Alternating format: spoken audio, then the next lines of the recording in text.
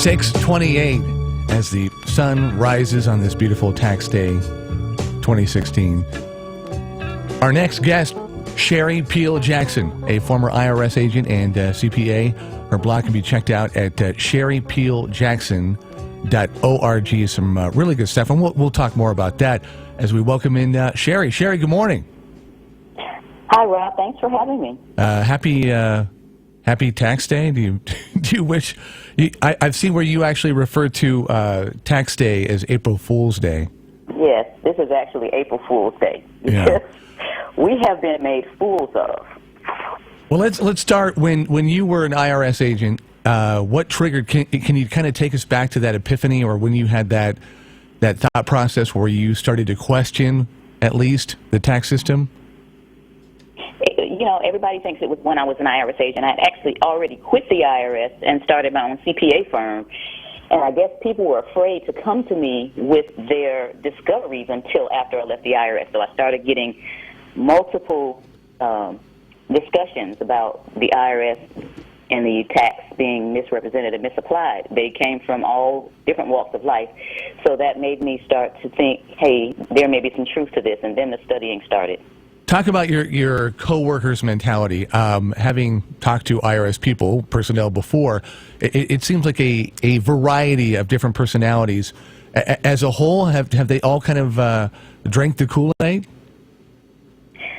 I think that the way training goes within the IRS agents and revenue officers, they have no clue. It's like departmentalized or compartmentalized, rather, where they have a special group of people that deal with the so-called tax protesters. So going through regimented training, you don't get to look left or right. They have you laser pinpointed on how to do these audits. So people really don't know. Now, when they're exposed to it, there are different reactions, and normally it's a defensive reaction. I don't want to know this because I need to keep my job. You know, the government workers are now getting paid more than a lot of people even in corporate America. So they would rather not know and keep their $110,000 job than, you know, have integrity and quit and work for $28,000. When you got into trouble, when you got arrested, how did they? What law did they say you were violating when explaining, you know, what was going on? Actually, they never arrested me, and there's a lot of misconceptions about what happened. They came and raided my house back in 2004, and they were there from 7:45 to 4 o'clock. They were like about 20 to 25 armed agents, and they were even in my backyard with metal detectors to see if I had things buried in the backyard. They kept my family locked in one room, not locked, but we couldn't just freely walk around the home. And they were trying to, when I saw the search warrant, it basically said that we're going to find all these felonies in her house. They found nothing, and in 2007, they decided to bring me up on charges under an information. You are indicted when you're brought up on felony charges, but they couldn't find any felony charges, so they brought me up on misdemeanor charges and filed an information. And what they said is that I was telling people not to file tax returns, which I never did. Me and Joe Bannister and John Turner were going around the country telling people what we discovered. We made a pact never to tell people to file or not to file, or to pay or not to pay. So they basically just came in there because they were sick and tired of me going around the country explaining to people that they were being raped. Any idea? Do we have any idea to quantify how many people in America aren't paying taxes? Millions of them. But again, they only go after the people that they call prosecution worthy. The people that are making at least six figures, they go after because they can easily get a jury. Like in my case, I was making over six figures.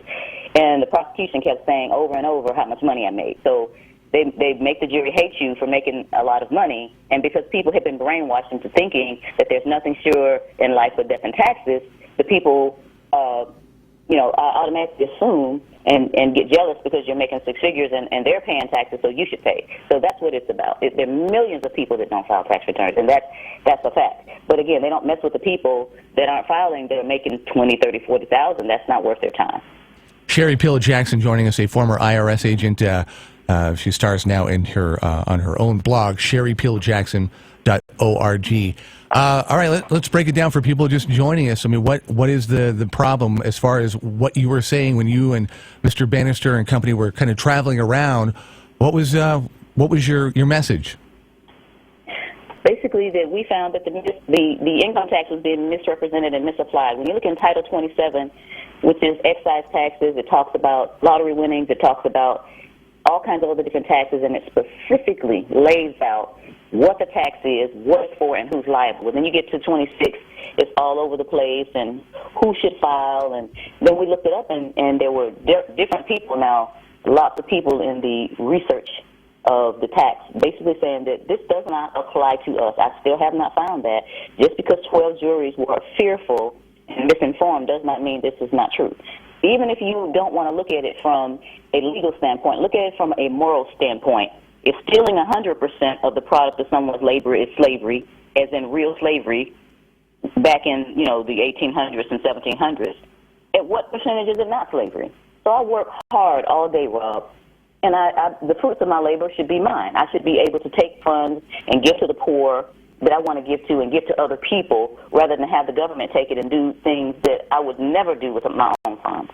So from a moral standpoint, even, if people are too fearful, which a lot of people are, if they're too fearful to look at it from a legal standpoint, look at it from a moral standpoint. You are being robbed. Today is April 18th, 2016, April Fool's Day, and you're still not done paying because it says now people paying their taxes all the way up until May. Do you pay income taxes? I do. I actually have a job right now, and I work for my church. And the way I do it is I have found a way to not have to pay taxes by having a home-based business. And when you have a home-based business, you can deduct everything but the kitchen sink. So yes, at the end of the day, I'm really not paying. Just like the corporations, at least 86% of the corporations don't pay because they have all these deductions. Learn what the corporations do. Learn what the wealthy people do. And you won't have to pay taxes, and that's what I teach people now. By the way, let me get a plug out for my book, How to Stick It to the IRS, Confessions from a Former Insider, at stickittotheirs.com. It tells people exactly what's going on, tells people the red flags to stay away from audits, and it actually tells people how they can stick it to the IRS by keeping more of what they earn. So out of curiosity, for things to get paid, because, a lot of what makes the world go round coming from taxes, how are we going to make those things go round? That's another misconception. The money that is collected in taxes does not go towards running the country. The gas tax pays for the roads and the ad valorem tax, your real estate tax pays for the policemen and all that.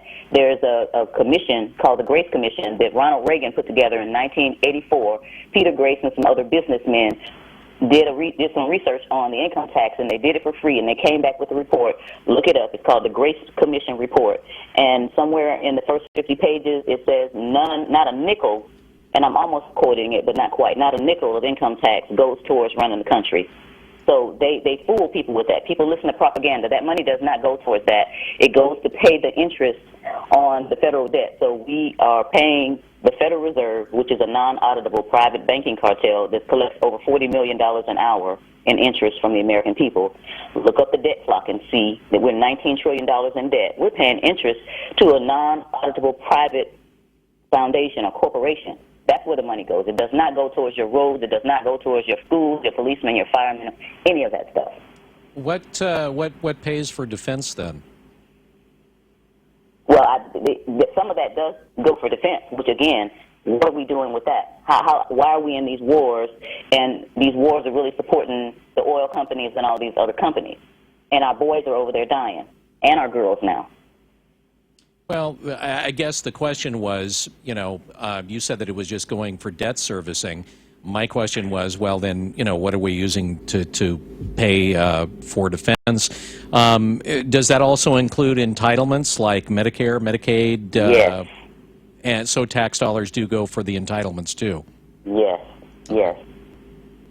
But not towards running the country. In other words, if people have been brainwashed into thinking that if they don't pay income taxes, then the country can't run. Well, the country ran for years and years before the income tax came along. And if they look back and get Ed Griffin's book called The Creature from Jekyll Island, they'll see what's really going on. What's the name? Did you say the name of the book? Creature from Jekyll Island. The Creature from Jekyll Island. That's when the Rockefellers and the Rothschilds and all those got together and plotted this thing called the Federal Reserve and the income tax. So according to your website in 2014, you changed your life plan. What kind of talk about the new Sherry Peel Jackson and what you're doing today? I learned a lot when I was in prison. One of the things is a lot of people are afraid, and what I do now is I help the people that want to stay in the system. There are so many people saying, "Yes, Sherry, I really believe what you're saying, but I'm just too afraid to fight with the IRS. I never want to go to jail." So what I'm doing is helping people save their money within the system. So they're filing tax returns. However, because they're structuring their assets properly and they're starting businesses, then they're paying a lot less, and some even none, because of the way they're structuring their assets. And most of that, just like the corporations. right? SherryPeelJackson.org is where you can find more information on that. And I had a question about can you give the website for your book again? Stickitstotheirs.com. So you got a lot of stuff going on. What anything else that is coming down the pike as far as any future projects? Oh, definitely. I have another book that I wrote at the same time called How to Escape the Rat Race: 4 Keys to Acquire the Life of Your Dream. And that one's at How the Number 2 Escape the Rat Race. How the Number 2 Escape the Rat Race. What I'm doing right now, Rob, is going around the country doing seminars. And these seminars are basically teaching people how to escape the rat race and stick it to the IRS at one time, how to replace their current income without having the IRS take half of it. So people want to learn. They're stuck in jobs, a lot of times the rat race or dead-end jobs, and they want to know how to get out. So I am at the point where I travel on the weekends and do these seminars around the country. I did Houston so far. I've done L.A. I've done Tampa, and New York is coming up. Maryland's coming up, and maybe some other cities. And when people go and register at my blog site, SherryPeelJackson.org, they'll get notice of when I'm going to be where. Any indication, and I'm saying this parenthetically, as to the IRS's interest in you? Or do you still feel like you're being kind of watched from afar? Oh, that's for sure. Actually, I know that's the case because they think I have too much influence. But all I'm trying to do is call out to people and say, this is our resources. This is our God-given resources, and it's our God-given right for life, liberty, and the pursuit of happiness. And the pursuit of happiness means we need the resources to take care of our families. We don't need 20, 30, and 40% of it being taken, and especially to do things with that we don't want done. So, yes, I am still helping people, but within the system so that they won't be afraid to go ahead and stand for themselves and stand for their families. As a former IRS agent, because we always hear stories about folks from the IRS being fairly intimidating, when people are dealing with the IRS, any hints or any suggestions that people can kind of keep in mind? If you are a fearful person, get a representative that will fight for you. I don't even deal with them up front because I get so angry. You don't want to do that. You don't want to be afraid and let them intimidate you into doing anything. People have rights. And if you have somebody intimidating you, you can go all the way up to the manager and all the way up to filing harassment paperwork against them. But you should not be intimidated. If you have done nothing wrong, you should not be afraid. But if you're a fearful person, get a representative. What's your feelings of the tax settlement companies out there? A lot of them are robbing people. People are coming to me after the fact. They've paid $1,500, $1,600, $2,000, $2,500, saying, Sherry, all they did is go in and negotiate a $250 payment. Sherry, I can't pay that. I'll tell the people exactly what to do. I have a woman that goes to my church that did that.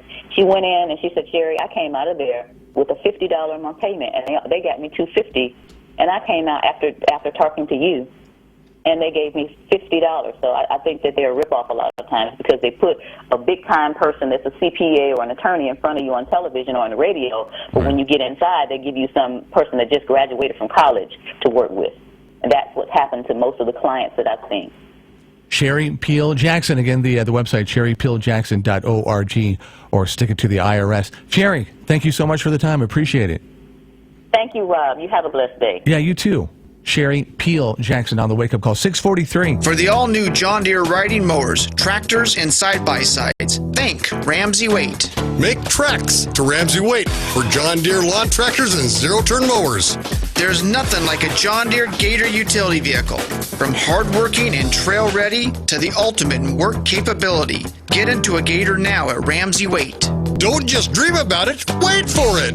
Ramsey Wait. Open Monday through Saturday. Franklin Boulevard, Glenwood. Online at RamseyWait.com. How would you like to make up to $20,000 a month flipping houses with no risk? Hi, my name is Nick Vertucci, and over the last 2 years, my elite team of house flippers have flipped over 800 properties by using my 3-step flipping system that guarantees quick profits. And this year, we plan to double it. I'm growing my team in your area, and I'm looking for help. I have more cash available than deals right now, so I need you. All interested candidates, call now and take an inside peek of my flipping system. I'll rush you out a free copy of my Fortunes and Flipping CD kit that will show you how easy it is to get in, get out, and get paid immediately flipping houses if you come join my team. Call 1-800-449-3149 now to get your free flipping kit. Call 800-449-3149 and you'll also get free tickets to a training workshop. That includes a free meal, a smartphone watch, and a USB flash drive loaded with Nick's powerful information as free gifts just for attending. Call 800-449-3149. That's 800-449-3149. Call now.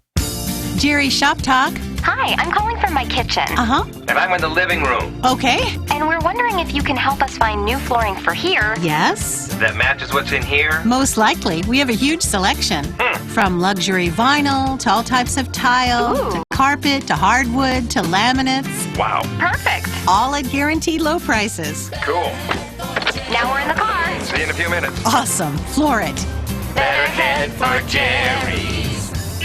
Guys, if you've been using or wanting to try Viagra but are worried about the costs, we have great news. Now you can finally get real results at huge discounts with our Healthy Man alternative to the little blue pill. Why pay U.S. pharmacy prices of $15 per pill or more when you can get results for a fraction of the price? Call today and get 40 pills for only $99. Others cost as much as $600 at your local pharmacy. You can't afford not to call us if you want real results at the lowest prices. Never pay $15 a pill for Viagra when you can get real results for less than $3 per pill. Call 800-601-8915 today and save over $500. You can have those breathtaking, toe-curling moments again and again. Healthy Man is fast, easy, and affordable. Call right now and we'll rush you your supply delivered discreetly to your door. Just call 800-601-8915. That's 800-601-8915. Again, 800-601-8915.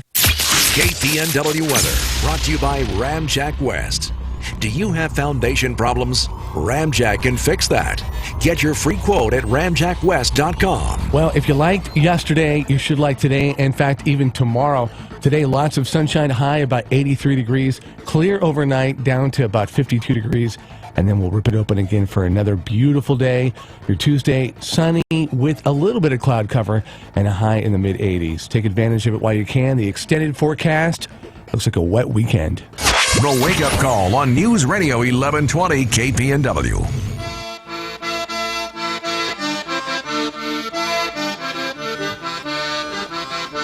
.647, 13 away from 7. Website, KPNW.com. KPNW, good morning. Welcome in. Hello. Oh. We're being faxed. All right. Yesterday was incredibly gorgeous. It was beautiful. And yet, on the river, on the Mackenzie River, I think we saw one boat. We passed one boat, one raft, and they were fishing. I'm thinking, I expected, with the whole forecast, a couple days out, it's going to be, heat wave into the 80s. Everywhere was going to be packed, and everywhere that we went, there was hardly anybody. And then you talk about being on the Oregon coast and not seeing a ton of people. Yeah, there were people over there, but the traffic was not what I expected it to be at all. Where was everybody? I can say on the river, if you're going fishing, you don't fish at the height of a hot day. You fish in the morning and you fish at night or the evening. I'm not just talking about fishing, though. People out rafting and tubing. Yeah, I don't know. I was surprised at a lack of traffic myself. I mean, there was the usual. Let me let me backtrack. I mean, there was plenty of traffic inside Newport, but 101 wasn't really all that bad. And Some I was mystery. over there. I was on the coast Saturday and Sunday tooling around. More northbound on Saturday and southbound on Tuesday or Sunday. God, what day is it? Anyway, it was fun. Had a great day. Depot Bay, a little caramel corn. Oh yeah, sitting on the seawall eating caramel corn. Nothing better. Now, where do you get your corn? Ainsley's. That's where Mom always got. You took her over to the coast, and we were in Depot Bay. Oh, we got to go to Ainsley's. Well, why? Well, because we need to get caramel corn. Oh, okay. So, yeah. So pretty. It was just an amazing. I mean, everywhere you looked, it was just, except probably Astoria. The whole state was probably beautiful, except Astoria was probably fogged in and cloudy. It's amazing. You can look at the entire state on TripCheck, and everywhere is beautiful. And Astoria is, and that being said, maybe you couldn't live there, but I like the history. It's a cool town. A British technology company. This will tell you how big Game of Thrones is over there. They're giving their staff time off to watch Game of Thrones. Oh. Isn't that usually at night? Doesn't it usually show at night? Yeah, but I guess with the time change, it will be broadcast about 2 a.m. on Monday. And bosses predict their Westeros-addicted workers will need a serious lie-in to recover afterwards. So, because they have to stay up, they need to sleep in. Is there anything... Can you think of any event over here that would create... I mean, no. Television-wise? And you got the DVR, so you could always... No. Yeah, I don't think so either. Yeah, and keep in mind that's one business. It's not like the whole country. They're making international news. Well, yeah, because they're one company that. How much do you want to bet that they were sitting in a room going, yeah, I wonder how much publicity we could get if we did this? I mean, because that kind of information just doesn't get out there on its own. It's not like, oh, did you hear about such and such? Oh, no, really? Let's call the Daily UK. Okay. I guarantee you that somebody from that company sent that release out. It's like there was a guy, the guy that owns the rights to Batman.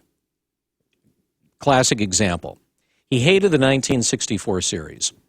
As a kid, a teenager, he made it his goal in life to try to undo what that show did to what he considered to be the image of Batman.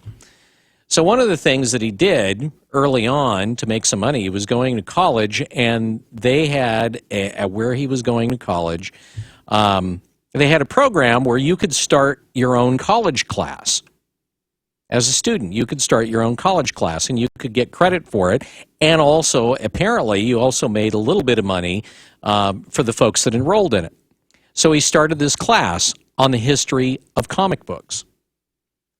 And then what he did was he went out and he called AP and UPI and all the different press agencies and was like, can you believe at this university what they're doing? They actually have a course on the history of comic books?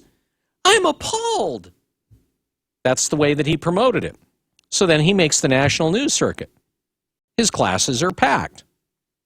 He does this until he graduates, takes the money, ends up somehow involved in DC Comics, literally buys the rights to Batman because it was such a dysfunctional trademark at that point because of the 1964 series, and he wanted to buy it, and they're like, no, you don't want that. You really don't. He got it dirt cheap. Now he makes a ton of money from it. But the whole point is, the way that people get publicity for themselves is they create something, they do something that's controversial, like, this would be with taking time off for Game of Thrones, and then they call the media. Hey, did you see what happened? That's terrible. I don't know if you can call it a controversy. Well, it's created somewhat of a controversy. Otherwise, it wouldn't be worldwide. And people like this are talking. Can you think of anything where you would take the day off because of a TV show? You watch people. I mean, you brought it up. I guarantee you, there's going to be people all over the place talking about that. Oh, it's so stupid what they're doing in Britain. Do you hear what they're doing in Britain? But then, if you were offered a half a day off to do something else, you'd be, oh, sure. Yeah, I'll do that. Yeah, that sounds good. By the way, curious about what you think of Sherry Peel, or maybe you yourself have had a, we'll just say, heated relationship with the IRS. 1120kpnw@gmail.com if you want to email the story in. Hey, we got a break. Hour number 2 coming up on 1120 KPNW. If you need to sell your home, listen up. Lars here to tell you about a real estate agent right in Lane County that takes the stress out of selling a home. I'm talking about Jeremy Parmenter of Keller Williams Realty. Jeremy has a marketing system for selling homes on a whole different level than anyone you're going to talk to in Lane County. Jeremy works with the top real estate developer in Oregon, and week after week, Jeremy attracts hundreds of buyers, which creates demand and helps your home sell fast and for top dollar. That's why Jeremy offers a home sale guarantee. If Jeremy can't sell your home at a price and deadline you agreed to, he'll buy it. Plus, it's risk-free. If he isn't doing his job after one day, you can fire him. But don't worry, you won't, because he outsells the average agent 8-1. If I needed to sell my home and lived in Lane County, I'd call up Jeremy. Call Jeremy today at 541-255-5685. That's 541-255-5685. And start packing. The Heroes are coming this summer to historic Hayward Field for Tracktown 16 and the 2016 United States Olympic Team Trials in Track and Field. For the third consecutive time, America's heroes in track and field will compete for coveted spots on the world's greatest outdoor track and field Olympic team. Join us and watch and wonder as your heroes run, jump, and throw to the top steps of the podium. July 1st through the 10th. Single-day tickets on sale now at tracktown16.com. Sponsored by T-Mobile. Switch to the Un-carrier today. T-Mobile. When the sun comes out, the critters are up and moving. SM Gun Shop wants you to be ready. Get a head start on varmint season with huge savings on Black Hills 223 plus special wall-to-wall pricing. It's only at SM Gun Shop on River Road in Eugene, Lane County's most established gun store. News Radio 1120 KPNW. I'm Gary Conley with today's Money Minute. Scott Adams on being successful. The creator of Dilbert says he's experienced a lot of failure. According to Adams, if you're doing things and taking risks, you can find yourself failing 90% of the time.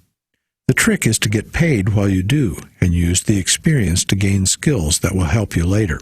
He also believes students should be taught, and others should learn, to view failure as a process, steps toward ultimate success, and not an obstacle.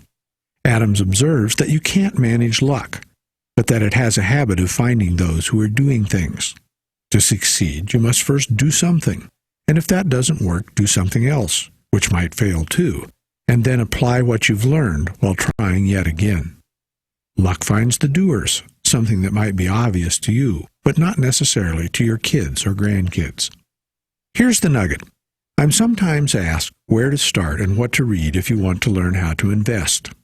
Investing is a skill that can easily take a couple of decades to learn. It's a process of continued and repeated failure. In fact, to succeed, you only have to fail a little bit less than most of the others in the game. But you have to be doing and taking risks, or you can't fail, can't learn, and ultimately can't succeed.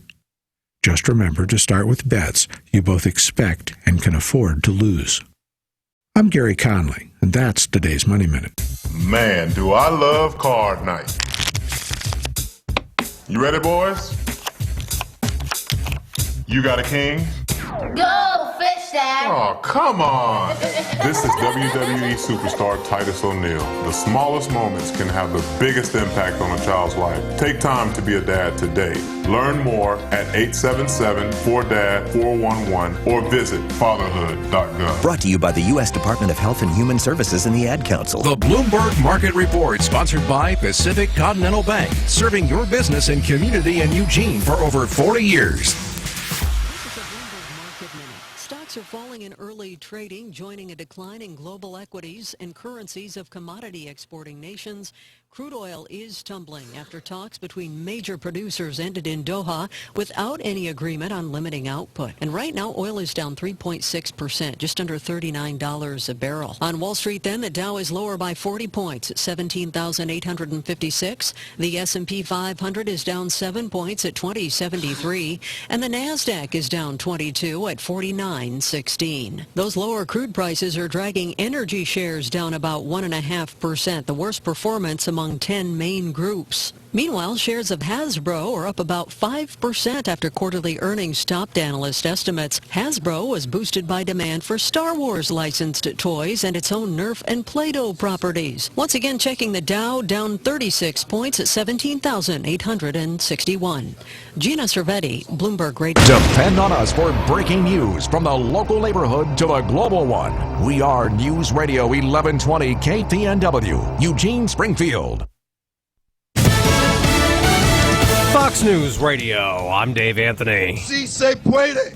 Si se That's puede. Democrat Senator Dick Durbin leading a chant outside the U.S. Supreme Court as protesters on both sides of President Obama's controversial executive actions on illegal immigrants demonstrate. Fox's Jared Halpern will be inside for this hour's hearing. At stake, the future of millions of undocumented immigrants. President Obama wants to put some deportations on hold and issue work permits. Texas and more than 24 other states have so far prevented that, challenging the executive actions, arguing President Obama cannot waive immigration law without the okay of Congress.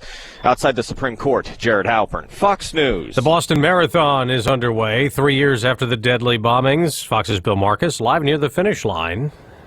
People I spoke to, Dave, at the gate lining there since 5:45 morning. I just bumped into Boston Police Commissioner William Evans. He told me he was up running at 4 a.m. this morning.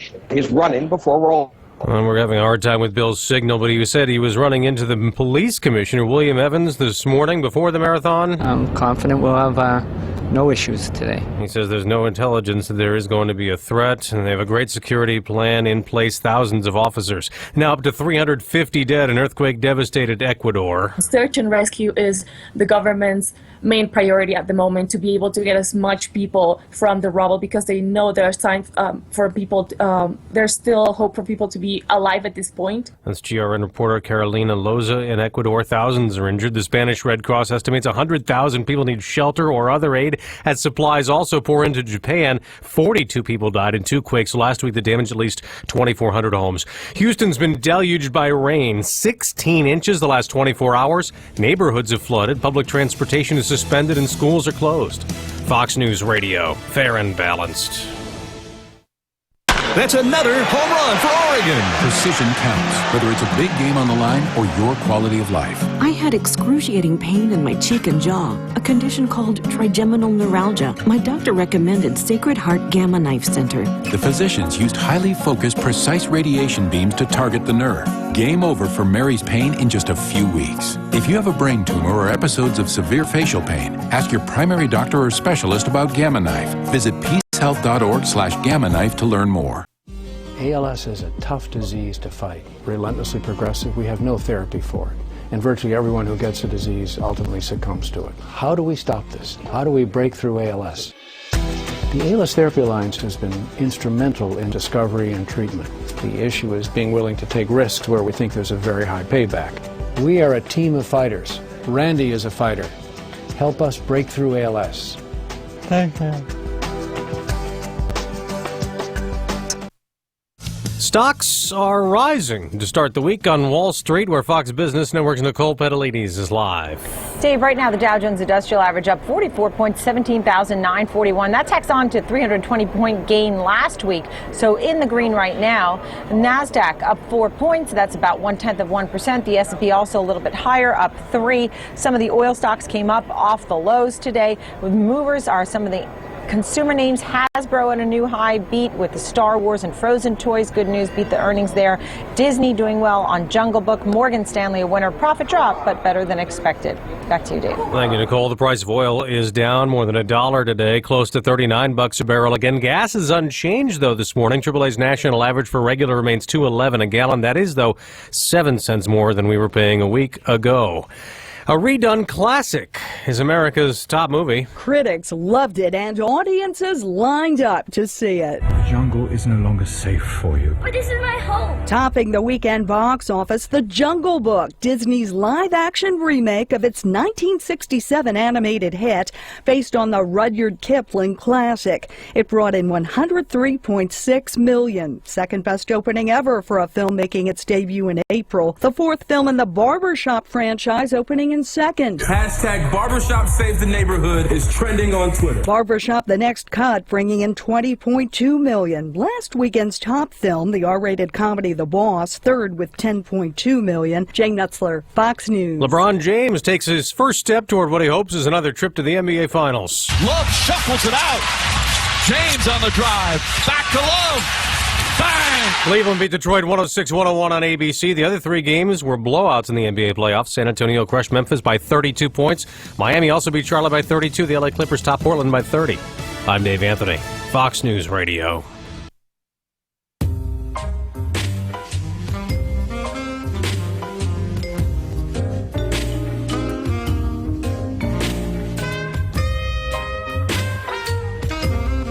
News Radio 1120 KPNW 7:05. Good looking day today. Good looking day tomorrow. Even good looking on Wednesday. Thursday we start talking about precipitation back in the forecast. So just be ready for that. Roadways look to be working well on a Monday. That's a good thing. Knocking on for Micah if you see anything that we should be talking about. And let us know. 541-485-KPNW. Statewide, nationwide. 888 KPNW 888.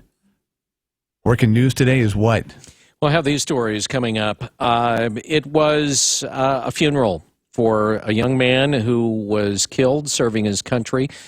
We'll have the details there. We'll tell you about a man who was floundering in the Willamette River who fought with police trying to save him. We'll take a look at that and more coming up. Brought to you by Burrito Amigos, the friendly ones, live and local here on News Radio 1120 KPNW, where it is 7:06. A tasty meal can make your day. A solid breakfast puts a good spin on things at the beginning of the day. A great meal in the evening can usually salvage a lousy day. Burrito Amigos can definitely cover the bases and be first in rotation or back cleanup. Fast and hot, Burrito Amigos breakfast burritos are fresh and tasty. You choose the meat. The bacon burritos have 2 types of bacon. The machaca burritos are made from certified Black Angus. Or get tasty and zesty chorizo, link sausage, huevos ranchero made with green salsa, or go meatless. On the back end of the day, let Burrito Amigos do the cooking while you enjoy other great items off the menu like quesadillas, tostadas, tamales, wet burritos, even something more unique like lengua burritos or Mexican cheesesteak burritos. Let Burrito Amigos be the beginning of a great day or the salvation to a bad one. Smiles all around from Burrito Amigos, the friendly ones in Eugene and Springfield. I'm Bill London, and I approve all the breakfast burritos and about half of the rest of the menu.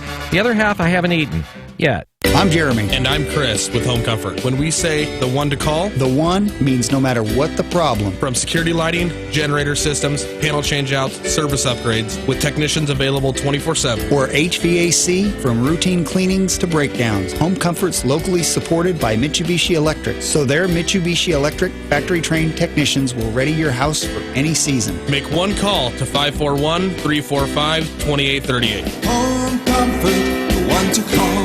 When it comes to windows, doors, and installation, Discount Windows has you covered. Discount Windows has thousands of premium overstock windows on site and the lowest prices on stock windows, like Ply Gem vinyl windows and patio doors.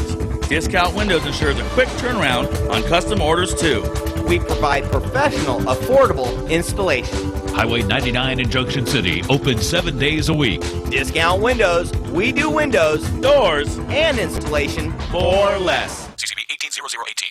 Local news, local people. The Wake Up Call on News Radio 1120. KPNW. Good morning. Just look at the news brought to you by Burrito Amigos, the friendly ones, featuring great breakfast burritos and fresh brewed, locally roasted coffee for a tasty start to your morning. Here's what's going on.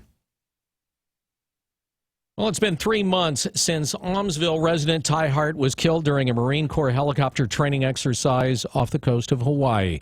He was laid to rest Sunday in the backyard of his home. His mother, Trina Hart, says it's been difficult dealing with his loss, but having him home helps. We have really hard moments, but we have such an incredible support system. All of us are very close. His widow, Hannah Hart, says being a Marine was everything to him. He went out and did exactly what he wanted to do. He achieved all his dreams he wanted to do.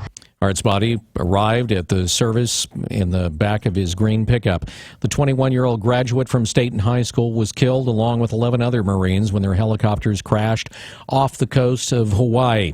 The names of all the Marines who died were read and 12 doves were released in their honor.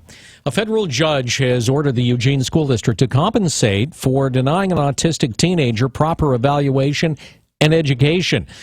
The judge has ordered the school district to provide nearly 570 hours of compensatory schooling to the girl.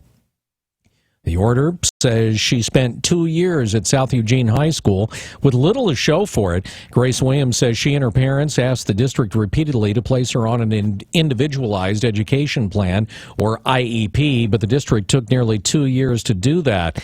During her 2 years at South, Williams said she earned 1.5 credits. In Oregon, a student has to earn 24 credits, or on average 6 a year, for a high school diploma. U.S. District Judge Michael McShane says the 19-year-old was denied a free and appropriate public education, and the district violated the federal Individual with Disabilities Act. A man floating in the Willamette River was arrested after refusing rescue attempts. Eugene police say Charles Eugene Miller has been charged with harassment, second-degree criminal trespass, interfering with police, recklessly endangering, and disorderly conduct. Eugene police officers and Eugene Springfield fire personnel responded to a 911 call of a man floating past Maury Jacobs Park. The caller, who was on a jet ski, was trying to rescue Miller, but the very large man struggled, purposely breaking free of the caller's grasp. Emergency responders tried repeatedly to rescue him until Eugene police officers grabbed him in the middle of the river and pinned him to the rescue boat. Authorities say Miller was becoming hypothermic in the cold river. He was taken to the hospital for evaluation before he was put in the Lane County Jail. Well, Marist Catholic High School is providing an opportunity for students to learn some valuable lessons in science and a service for those in the community who depend on wells. They're going to be doing water testing. Bacteria, nitrate, arsenic, and then we also do pH and conductivity. Program coordinator Sue Yellowtail says this month's testing event is scheduled for April 21st between 8:30 a.m. and 10:30 a.m. at Marist School. Students will have a station set up in front of the main gym to receive water samples and perform tests. Authorities are investigating after a resident who recently moved into a rental home in Albany found 5 tombstones in a side yard that police believe were stolen. Police say they've determined that the 4 of the tombstones discovered on Saturday came from cemeteries in Albany, Turner, Silverton, and Eugene. Officers are still investigating the origin of the 5th tombstone, that of a Michael Blagg, who died in 1988. Police say one of the grave markers is for a boy who died in 1959, and it appears that none of the tombstones are related in any way. The case remains under investigation. Well, a massive 7.8 earthquake slammed Ecuador over the weekend, killing over 270 people and injuring 2,500 more. According to GEO Study Abroad, a program that sends students around the world to study, a U of O student was in the country at the time in Quito, about 170 miles northeast of the epicenter of the quake. GEO says that student is safe, but declined to name the student. Oregon State University's Advantage Accelerator team has brought on a pair of entrepreneurs to expand their current programming. They're Eric Peterson, who is part of the founding team behind the Bend Venture Conference. He spent 10 years as an executive at Planar Systems and is an active angel investor. He'll join Mike McGee, who has had his own successful technology ventures ranging from hardware, software, and services to synthetic fuels and Bell Valley Cellars, a local successful winery. One, they both have a significant business background that they can bring their entrepreneurial expertise to our companies that are working through our programs as well as our graduates. And they can also do a deep dive in a particular company and act as an interim, basically C-level executive. Carl Mundorf is the director of the OSU Advantage Accelerator team and says the two execs will provide guidance to companies during the critical early startup growth stage, help develop ideas, and guide companies towards making those ideas a reality. The OSU Advantage Accelerator is one component of the Oregon Regional Accelerator and Innovation Network, or Oregon RAIN. It includes the U of O, the cities of Eugene, Springfield, Corvallis, and Albany, and other economic development organizations. A lawyer in the Oregon Justice Department has filed a civil rights complaint in the wake of a racial profiling scandal that started during an investigation of Black Lives Matter supporters. The Oregon Bureau of Labor and Industries confirmed receiving the complaint Friday from Arias Johnson Jr., the attorney in charge of the Justice Department's Civil Rights Division. Johnson also filed a tort claim April 2nd that reserves his right to sue the state for damages and lost earning potential. Attorney General Ellen Rosenblum released findings 2 days ago from an outside attorney hired in November to review allegations that Johnson, who's an African American, had been profiled by his own colleagues. The complaint argues that the surveillance wouldn't have happened had Johnson not been a black male and had his Twitter activity involved matters other than the lives and experiences of black people. Rosenblum has refused to respond publicly. Farmers seeking to overturn the ban against genetically modified crops in Josephine County are under fire in court. A court hearing over the validity of the county's prohibition largely centered on whether the plaintiffs even have a right to challenge it. The fundamental dispute in the lawsuit is whether state law overrules the county's prohibition against genetically modified organisms, or GMOs. Oregon lawmakers preempted most local GMO regulations in 2013, but Josephine County voters approved a ballot initiative banning those crops the following year. Landowners Robert and Shelley Ann White filed a lawsuit challenging the GMO ordinance shortly before it was set to go into effect September of 2015. While the county government decided not to defend the ordinance, proponents of the ballot initiative, Oregonians for Safe Farms and Families and Siskiyou Seeds, voluntarily intervened in the case as defendants. Well, today is your deadline to file tax returns. Brad Ford says an Oregon senator is trying to keep your ability to claim deductions to charities. A battle is underway in Congress to take away the tax deduction for charitable contributions. There are some folks on the liberal side and there's some folks on the conservative side who are going after it. Oregon Senator Ron Wyden says most people don't give to charity specifically for the tax write-off, but it does affect the amount they give and how often. I call the charitable deduction a lifeline and not a loophole. Senator Wyden says charities in Oregon and across the country would face dramatic losses if the deduction is removed. Wyden is working to develop a bipartisan coalition of lawmakers to fight those who want to end the deduction. I'm Brad Ford, KPNW News. The U.S. Coast Guard suspended the search for a swimmer who disappeared near the Siuslaw River Friday night. Several Coast Guard boat and air crews searched for more than 12 hours, over 100 square miles. Friends say they lost sight of the 20-year-old man when he went swimming at a beach party near the Siuslaw River entrance. Local 911 dispatchers relayed a call to the Coast Guard around 8 p.m. Friday. His friends said the young man was under the influence of pot and alcohol when he swam 40 yards from shore and didn't return. The man reportedly removed his clothes before he went in the water. The water temperature at the time of the call was reported to be 54 degrees. David Fry was the last occupier of a federal wildlife refuge in Oregon to surrender to federal authorities. But before he left the Malheur National Wildlife Refuge, if you recall, he launched into a somewhat incoherent tirade that was heard by thousands as he used a digital camera to send it out on the internet. Fry threatened to kill himself, declared war on the U.S., asked for marijuana and pizza, and talked about UFOs before he finally walked into federal custody. 2 months later, the 27-year-old from Ohio is in a jail cell awaiting trial. At a recent court hearing, a federal judge expressed concern about Fry's mental stability and turned down his request for pretrial release. Fry's father argues his Ohio home offers the love and compassion that his son needs. Well, hundreds of people turned out last night for a vigil to celebrate the life of Harouk Weiser, the University of Texas dance student who was murdered 2 weeks ago. The gathering took place around sunset on Sunday at the Arts and Communication Magnet Academy in Beaverton. It was Weiser's former high school. Weiser's family and closest friends released dove-shaped balloons into the sky. As the sun set, her friends and family hung lanterns for the young woman. Weiser's family attended the vigil. They didn't speak, but in a statement they said they're grateful for all the love and the support.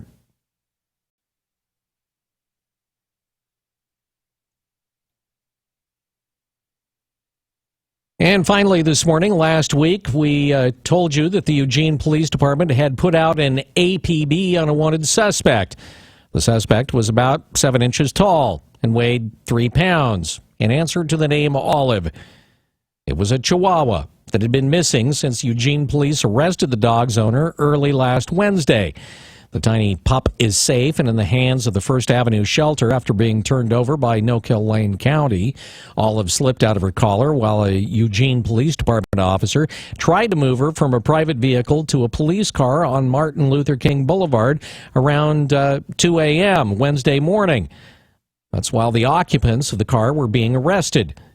Fortunately for Olive's owner, Cassandra Okonski, No-Kill Lane County's Debbie McNamara was on the lookout and had been searching for the Chihuahua and then saw her by accident and put herself in harm's way trying to catch the dog. Down 105 on her way to go to a conference in Portland, and she saw this little dog running down the freeway. So she pulled over and spent an hour catching her. Tamara Barnes of No-Kill Lane County says Olive is going to be spayed before being reunited with her owner later this week. Cassandra, on the other hand, was brought up on charges of unauthorized use of a vehicle, possession of a stolen vehicle, and possession of burglary tools. So it may actually be a while before the owner is reunited with Olive. It's 7:20. This Look at the News brought to you by Burrito Amigos, the friendly ones. You're up to date from KPNW. Wake Up Call Sports on News Radio 1120 KPNW. Portland Trailblazers had their moments, but the LA Clippers had too much firepower in Game 1 of their playoff series. Chris Paul, 28 points, 11 assists. Blake Griffin, he's back, added another 19 points and 12 rebounds. For the Blazers, Damian Lillard, 21, but C.J. McCollum held to only 9. Clippers shot 54% and allowed the Blazers to only 5 second-chance points. Your final, LA runs away with it 115-95, setting the table for Game 2 Wednesday, also at Staples Center.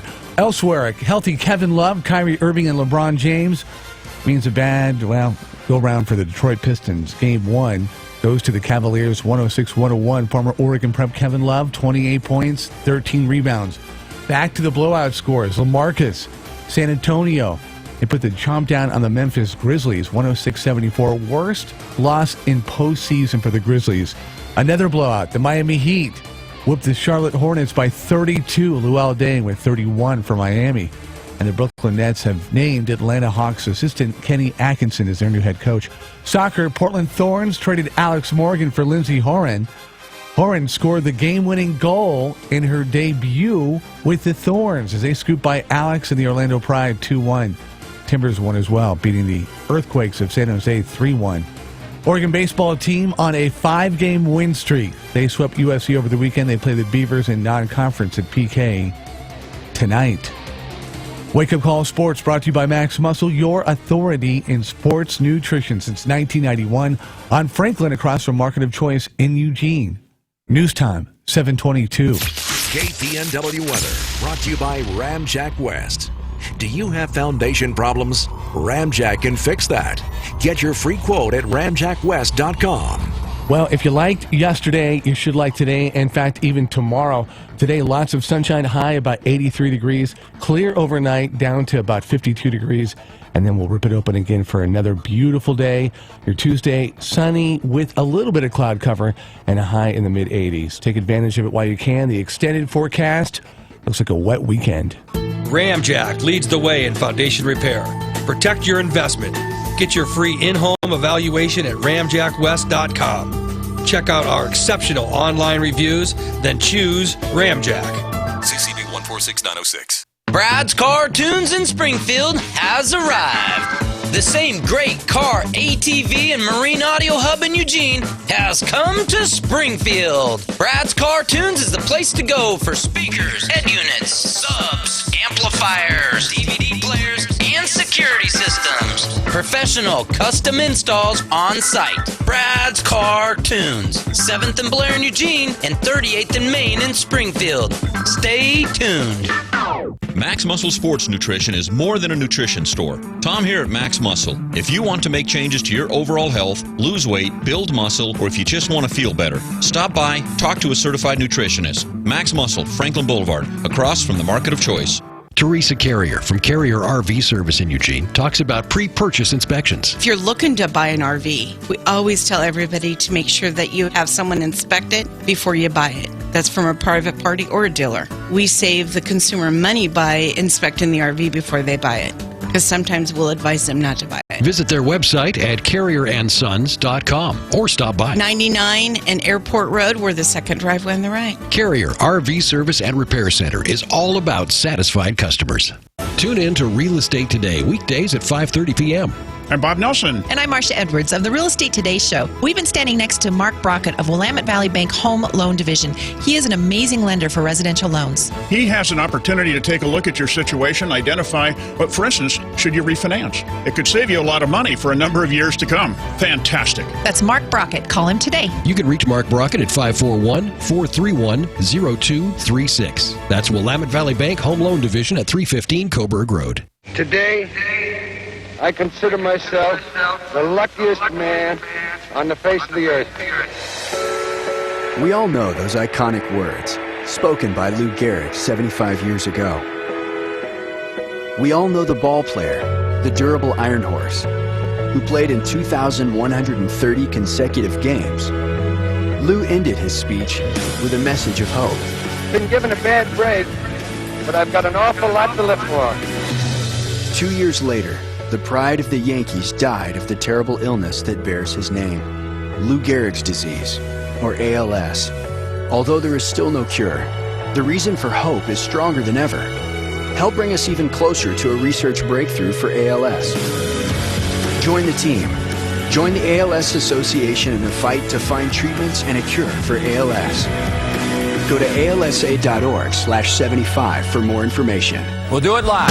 The Wake Up Call with Holloway and London. We'll do it live. 1120 KPNW. This is boring as burnt toast.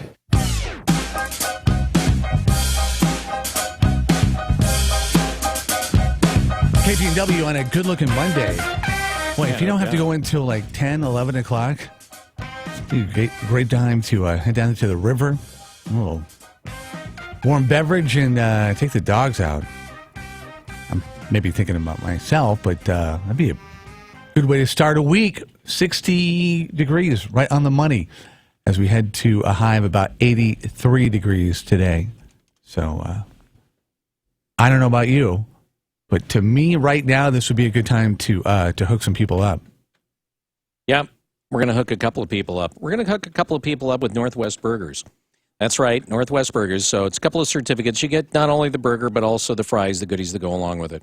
So anyway, it's from Northwest Burgers, which is down there in the Fifth Street Public Market in the, Rob doesn't like it because they call it the food court. So we'll call it the food not court. Anyway, we have a pair of these for the first couple of people. Now, here's another nice little thing, too. Not only that, each of these two people that win these are going to be qualified, and we're going to just kind of kick it off this way. We're going to be qualified to win, that's right, tickets, season passes to the Cuthbert Amphitheater shows. Nice. So you're talking about like everything that is at the Cuthbert, you'll be hooked up for already. Right. Everything that's going to be there. So. I love that. Well, maybe you ought to try to win. Oh, you can I win? No, you can't. Well, then don't do that. Yeah, sorry. So how do we qualify? Right now, what we're going to do today is we're just going to get the first couple of people on the phone, and it's going to be that simple. So 541-485-5769, 888-576-9888, 541-485-5769, or 888-576-9888. See, this is so simple that even I could do it. Don't go that far. KPNW, good morning. Welcome to the show. Really? KPNW. Can you turn on the radio, please? Tom Kalla. Hey, Tom Kalla. How are you doing this morning? I'm good. I'm staying away from the old Armstrong and Getty. You guys are better. Ah, well, thank you. And turn down the radio, thanks for mentioning them, too. That was awesome. Anyway, thanks for calling in this morning, and thanks for turning your radio down. We're going to put you on hold here for a second. We'll get you hooked up with the goodness, and then also we'll put you into the qualifier for the Cuthbert tickets. KPNW, good morning. Hi. Hey, good morning, guys. How are you doing? I'm doing great. Who's this? This is James. James, guess what? You I won. Yeah, I got me a killer burger from Northwest Burgers, huh? That's right. And you're going to go into the drawing for season passes for the Cuthbert. That sounds awesome. Yeah. So anyway, what are you up to this morning? I just got to work. I'm just hanging out, having my coffee, trying to wake up. Oh, where do you work? Can we ask? Are we allowed to? Yeah, you can. I work at the best retirement place in the entire city. It's called Willamette Oaks. Willamette Oaks. Oh, and you even got the shameless shill ding from Rob there. Really? So what do you do there? I do building maintenance work. That's a busy job, isn't it? Yeah, it's busy, but it's job security too. Yeah, good point. Anyway, we're going to have you hang on the line here. We'll get some information from you, and then we'll get you hooked up. Okay? All right, that sounds great. All right, cool. Hang on the line. So, if you are thinking, Cuthbert, who might we be enjoying out there in the outdoors? You got Bob Dylan coming with Mavis. Going to be happening Tuesday, June 7th. That might be. We talked about Are we talking about Mavis Staples? Uh-huh. Oh. Yeah. Forget Dylan. Just bring Mavis in. I'm thinking June 8th, there might be some people coming in a little late or maybe not at all. That could be really super fun night at the Cuthbert. Lyle Lovett is coming. Ooh. The String Cheese Incident, Sublime, and Weird Al Yankovic. There you go. That's the reason to go right there. Weird Al. An evening with Weird Al. I was talking to somebody that has frequented the Cuthbert for a while, and they say that back in the day, and we're talking a couple of years ago, people used to get their kayaks and their floating devices and used to kind of get that in that slough behind the Cuthbert and hang out. Nice. I'm thinking, maybe it was bigger back then. It doesn't seem like it would be, but I mean, just people watching, I guess, from that vantage point. This, you don't have to do that. You win the season pass, and you're ship shape. You're good to go legitimately. Is this something that people can buy? Can you buy a season pass from the Cuthbert, or is this like a special? We can't see that on the radio. Yeah, that's me shrugging and going, why are you even asking this? I don't know. Call the Cuthbert. Find out. So this is what Rob's. We're assigning this to Rob. Rob tomorrow morning is going to inform us as to whether you can buy. I had the season question. passes You didn't to the know. Cuthbert. I think you should do it. No. You do the research. No. You just threw me under the bus. No, you get to do it. So anyway, we'll be asking Rob tomorrow morning whether you can buy season passes. Have fun with that. Reserve seats for Bob Dylan and Mavis, $80 for reserved, $70 for reserved seated tickets in rows, J through T, and then general admission if you want to hit the lawn, $45.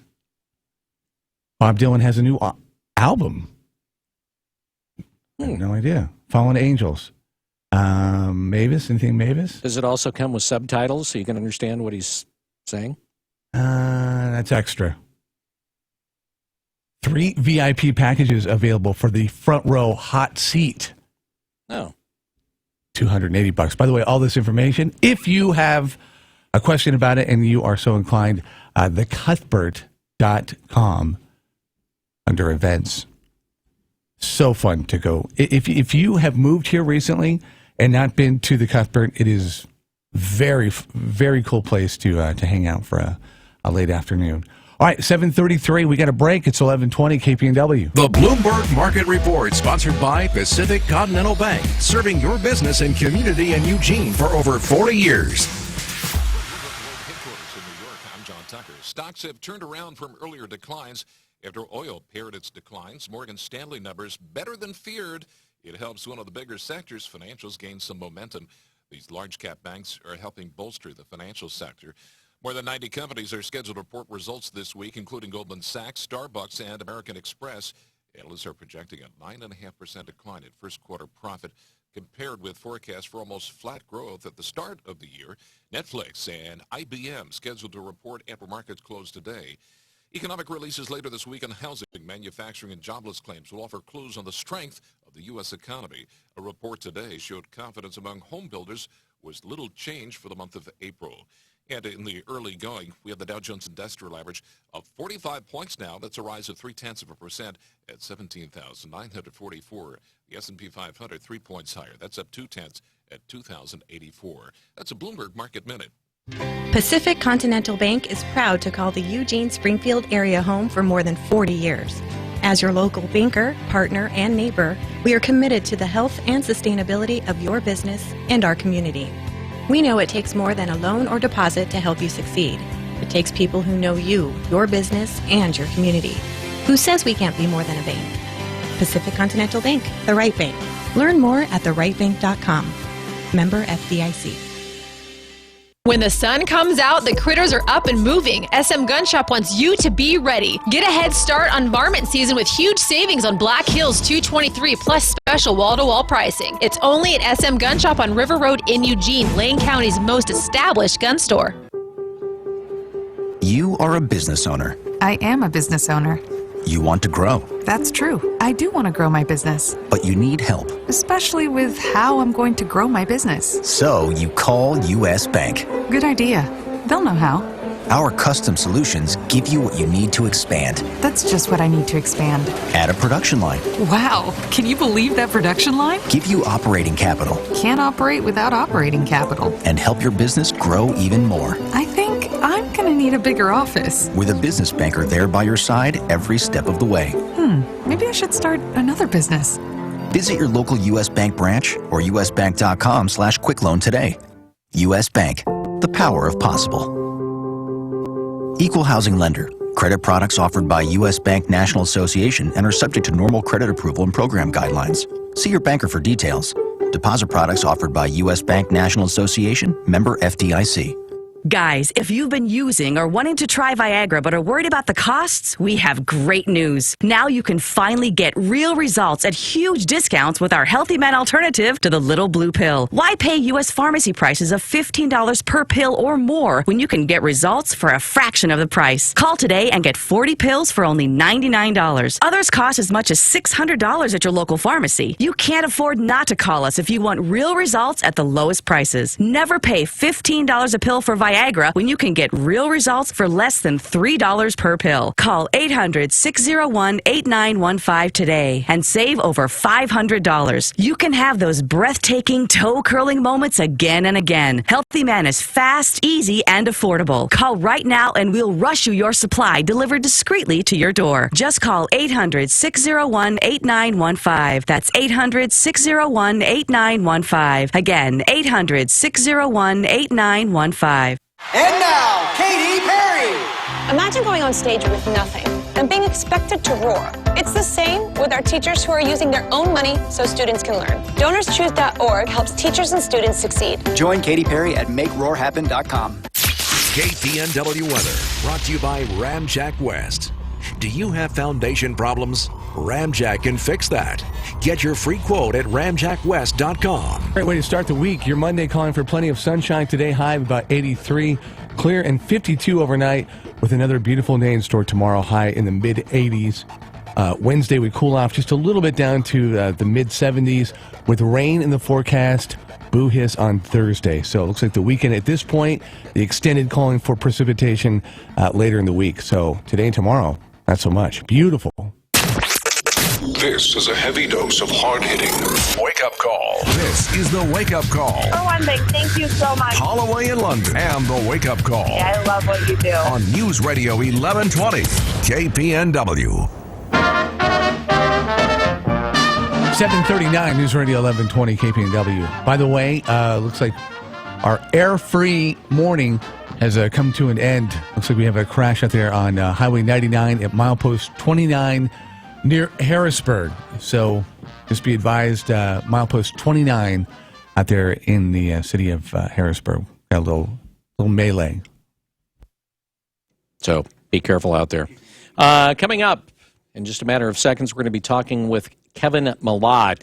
He's been on the wake-up call before. He's a terrorism expert. He's president of Erase Enterprises, international security expert, and it has to do with the TSA.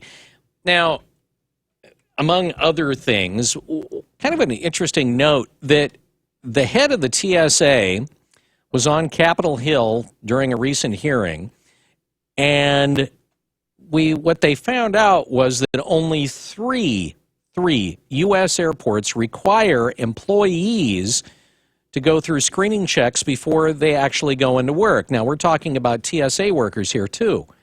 The lack of security came to the forefront of concerns after reports that dozens of airport workers have potential terror ties. According to the Freedom of Information Act, a dozen employees at 3 U.S. airports were identified as having the terror ties. Just a fraction of the 73 private employees at airports across the country have been flagged for potential ties. Judicial Watch reported a year ago that an advisory committee study found that it would be too expensive for most airports to screen industry employees every day. So the question here is, will employees be held to the same standards as regular travelers? We'll ask Kevin Malott right now. He joins us again on the wake-up call. Kevin, thanks for being with us this morning. Thank you. So, once again, we hear about a problem which seemingly would be easy to deal with, and it sounds like that there's pushback on actually doing it. Why? Well, the first thing I want to address is they said it would be too expensive. And I'm kind of interested in who came up with that definition of what too expensive is. Another airline incident will disrupt the economy and cause lots and lots of loss. So not just the human side, but the dollar side. So I'm really interested in who came up with it's too expensive. Secondly, if it is so-called too expensive, why haven't they gone to Congress, said what they need, and let the American public weigh in on that? Nobody asked me if I'd be willing to pay an extra $2 a trip to make sure the airport's really secure. And the idea that we're screening the flying public that would be on the aircraft and most at risk, but we're not screening those who get next to it, who are not actually going to get out of the plane, is pretty astounding to me if you want to talk about true security. All right, then if you question, which I thought was kind of a lame excuse as well, if you question that, what's the real reason then? If it's not expense, then what do you believe it is? Well, it's a lot of work. I mean, you're talking about the airline employees coming into a different part of the actual airport, different part of the terminals. They come in an area where there currently are not scanning checkpoints with the technology or TSA personnel. Also, TSA cut back on the amount of screeners they have at the airports. That's why we're seeing an increased wait in the security lines. In fact, American Airlines issued a letter last week saying it's unacceptable that TSA is understaffing their positions. And I think they mentioned in 1 week in March there were 6,800 people who missed their flights after waiting in security lines for over anywhere between 1 to 3 hours to get through the security checkpoint. So we got an inefficiency and poorly managed TSA. We've got airports that don't want to have to deal with their employees coming to work early to be able to get through the screening, to still be able to get to work on time inside the airport. You've got the question of the technology and the people to screen them. There's a lot of moving pieces to this puzzle, and everybody that would have to go do it looks at it as more work. But my point is, are we going to secure our airports or not? And it's ridiculous to say we're putting 12 deadbolts on the front door, but the back door is left wide open. That's just stupid. Why is the TSA understaffed? Well, that's a good question. I've been trying to figure that out myself. How come they all of a sudden start pulling down the number of staff personnel and screeners? And I don't have the answer to that. I don't know if they misspent their budget, if they misappropriated what's going on. I'm not sure why they're doing that. But it's kind of crazy, and it was pointed out in the letter from American Airlines, too, that if they're reducing coverage right now, what are they going to do when we really start the travel season? Because we're coming into the high travel season of the year for vacations. So I have no clue why they cut back on the staffers. I just know they've done it. Who oversees, I mean, supposedly the TSA is a government agency. Who has oversight of the TSA and TSA activities? Homeland, that's under Homeland Security. And then obviously from the President to the Secretary of Homeland Security down to the TSA Director. And so what is Homeland Security's take on all of this? Well, that's kind of interesting. They haven't really jumped out. I haven't seen a big presence coming from Homeland Security, and I guess it would be kind of a paradox and a little bit contrary to have Homeland Security say, yeah, we're okay with leaving the back door open, and yet it's their agency underneath the command of Homeland Security that's allowing this to go down, as well as whatever the rules are that apply to the actual airport authorities that administer the various airports. But certainly there's the bottom line that bothers me always with the TSA stuff, because they keep coming up in the news. The bottom line is there constantly appears to be a lack of a big picture plan of what we're really trying to do, why are we trying to do it, and what do we have to do to achieve that mission. Because every time I turn around, there's some other kind of problem going on with TSA. Early on, and I didn't catch this, did you say that 6,000 flyers missed their flights in Atlanta? No, it was 6,800 in 1 week, that just on American alone. So American Airlines sent a letter to the TSA saying their performance is unacceptable, because you can imagine the revenue cost that was for American to have 6,800 people have to be rebooked or accommodated because they couldn't get into the airport because the security checkpoints were understaffed. Okay, let me ask this question, because my understanding is that if an airport wants to, they can actually put their own security personnel in place to do screening. Is that correct? Yeah, that is correct, and that's an interesting point you bring up, because there's rumblings out there that a lot of the airports are going to start bringing their own contract personnel in. But my point would be, okay, and I have a security force that works for me, so I'm well aware of what we can do on the contract side. But my point would be, if I'm going to bring in a bunch of contract security personnel in, am I going to screen them too? Because now I'm just adding to the confusion and the problem if I don't have a screened entry point for the screeners. Specifically, if they're contract personnel and may not have 10 years with the government and everything that the government would do for one of their employees. So we're again coming back to no one's addressing the big picture. We keep slapping Band-Aids on it, but no one's eliminating the problem that we keep addressing on the actual airport security concept. Yeah, but what kind of security screening does an average TSA employee go through?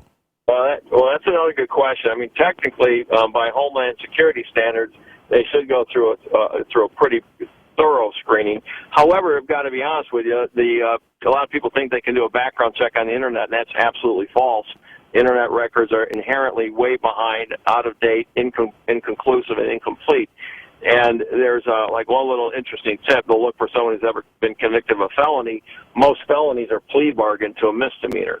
So if a person doesn't have a felony and they don't show up with a criminal record because you're only checking felonies, it doesn't mean they didn't commit a felony.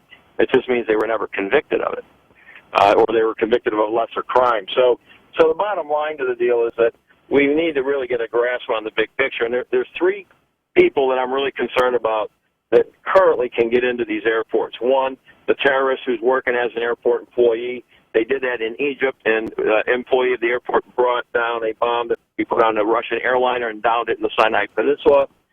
Two, we had a European pilot that had all sort of mental health issues, and he ended up flying a plane into the side of a mountain. And it could just as well be a person with a mental health condition or other issues that brings a device in to do something. So you could have a person with a substance abuse problem, a criminal history, a mental health issue. You could have a actual terrorist, and then you could have a really honest, good person, good employee, and the bad guys grab their family or spouse or relatives and say, do this for us or else. And what would that person do? What would they do to save their family? Well, we should never give them that opportunity. We should have a secure line of defense around the transportation centers and hold the line no matter who it is. But do it correctly, efficiently, and effectively, not all this happenstance. I flew this past weekend in 3 different airports. There were 3 different rules put on me when I was screened. It was amazing. No consistency all these years later. What, 3 different rules? What? I'm just curious, briefly, what were they? Well, I don't want to get too far into it to this public, but one was saying you can't put items in that type of container. One said you can't do this with your shoes. One said you can't do that. I mean, it was all over the place, and it was not relevant to the pre-TSA select either. It was individual interpretation of the TSA officer on duty at the time. And I find that pretty hard to believe. If we have a hardcore training program with solid standard operating procedures, it should be consistent every place you go to. Do you think we'll ever get it right? Well, if enough people get injured, that's what always fires up the public. You know, we have a big event, and then everybody's jumping mad about it for a period of time, and then they kind of fade out again. But, I mean, really, if the public gets involved and talks to their senators and their congressmen, everything we're talking about can be addressed and done correctly and efficiently. It's just there's not enough pressure from the public to make it happen. It's not a front-burner issue with the Congress. All right. Kevin, thanks for joining us on the Wake Up Call. We appreciate it. Thank you. All right. Kevin Malott, he's a terrorism expert, president of Erase Enterprises, an international security expert, and joining us on the Wake Up Call this morning in News Radio 1120 KPNW. Yeah, that'll make you feel nice and warm and cuddly going into the traveling season. Oh, yeah. When was the last time you went through an airport in a larger metro? I don't know, a year and a half, something like that. Some of them are just... I realize the importance of them if they were to do it, you know, like he's talking about, like effectively and with the right personnel. But boy, some of them are a mess, and they could be streamlined. Well, I look at now. the TSA as being glorified mall cops. I mean, they seem to have just about all the skills of glorified mall cops. Only they have more power. You know, your average mall cop can't drag you into a back room and give you a cavity search, thank God. These people are mall cops that can give you a cavity search. And don't give them any ideas. And a lot of them have a tendency that I've noticed, that I've dealt with, times that I've dealt with TSA. And I mean, it's stupid to like give these people flack or do anything that would even give them an inkling that, oh, we need to pull this person aside to give them a little extra TSA care. But I have watched people that will get just a little bit snippy, you know, because maybe they've been in airports all day, you know, they've had whatever, that will get just a little bit snippy with the TSA, and then it's game on. And they do occasionally, to me, seem to be just a wee bit on the badge-heavy side. That said, there are also others who are nice, they're courteous, they're doing what they can to try and help you through as quickly as they can. I mean, it's like anything else. You have good employees, you have bad employees. But particularly when you're waiting in line, you've got your shoes off, and somebody is going through all of your stuff, you know, the ones that are not nice and the ones that are having a bad day, the ones that are taking their issues out on other people, they become more noticeable. My understanding is, and I cannot say this firsthand because I haven't done it, although I've talked to a number of people that have gone through the airport in Atlanta, and to a person, they have said the same thing. They are the worst in Atlanta, and I don't understand why. They're just, apparently, they're just rude, very aggressive in what they do, and Atlanta, I have heard nothing but bad about Atlanta TSA. I think probably half a dozen people I know that have gone through there, and it's like, oh my God, Atlanta. Not the only thing we have on the chalkboard right now that you need to address if you're behind the wheel. Highway 99 at milepost 29 near Harrisburg. We've got a crash. Hopefully that is in the almost clear stage. We'll just hope for the better. News time 7:53. If you hear anything, let us know. We'll pass it on. Live and local from the Widmer Brothers studio here in Eugene, Springfield. It's 1120 KPNW with the Wake Up Call. How would you like to make up to $20,000 a month flipping houses with no risk? Hi, my name is Nick Vertucci, and over the last 2 years, my elite team of house flippers have flipped over 800 properties by using my 3-step flipping system that guarantees quick profits. And this year, we plan to double it. I'm growing my team in your area, and I'm looking for help. I have more cash available than deals right now, so I need you. All interested candidates, call now and take an inside peek of my flipping system. I'll rush you out a free copy of my Fortunes in Flipping CD kit that will show you how easy it is to get in, get out, and get paid immediately flipping houses if you come join my team. Call 1-800-449-3149 now to get your free flipping kit. Call 800-449-3149 and you'll also get free tickets to a training workshop. That includes a free meal, a smartphone watch, and a USB flash drive loaded with Nick's powerful information as free gifts just for attending. Call 800-449-3149. That's 800-449-3149. Call now. It's spring. The birds are singing and the flowers are blooming, but the weather can't quite decide what it's doing. For a comfortable home this season and year-round, make the decision now to talk to the specialists at Beamer Heating and Sheet Metal. They have a range of Lennox heating and cooling systems that can keep your home feeling perfect inside, no matter what's happening outside. And right now, Beamer Heating and Sheet Metal is offering up to a $1,700 rebate or no payments and no interest until 2017 on a qualifying new Lennox system.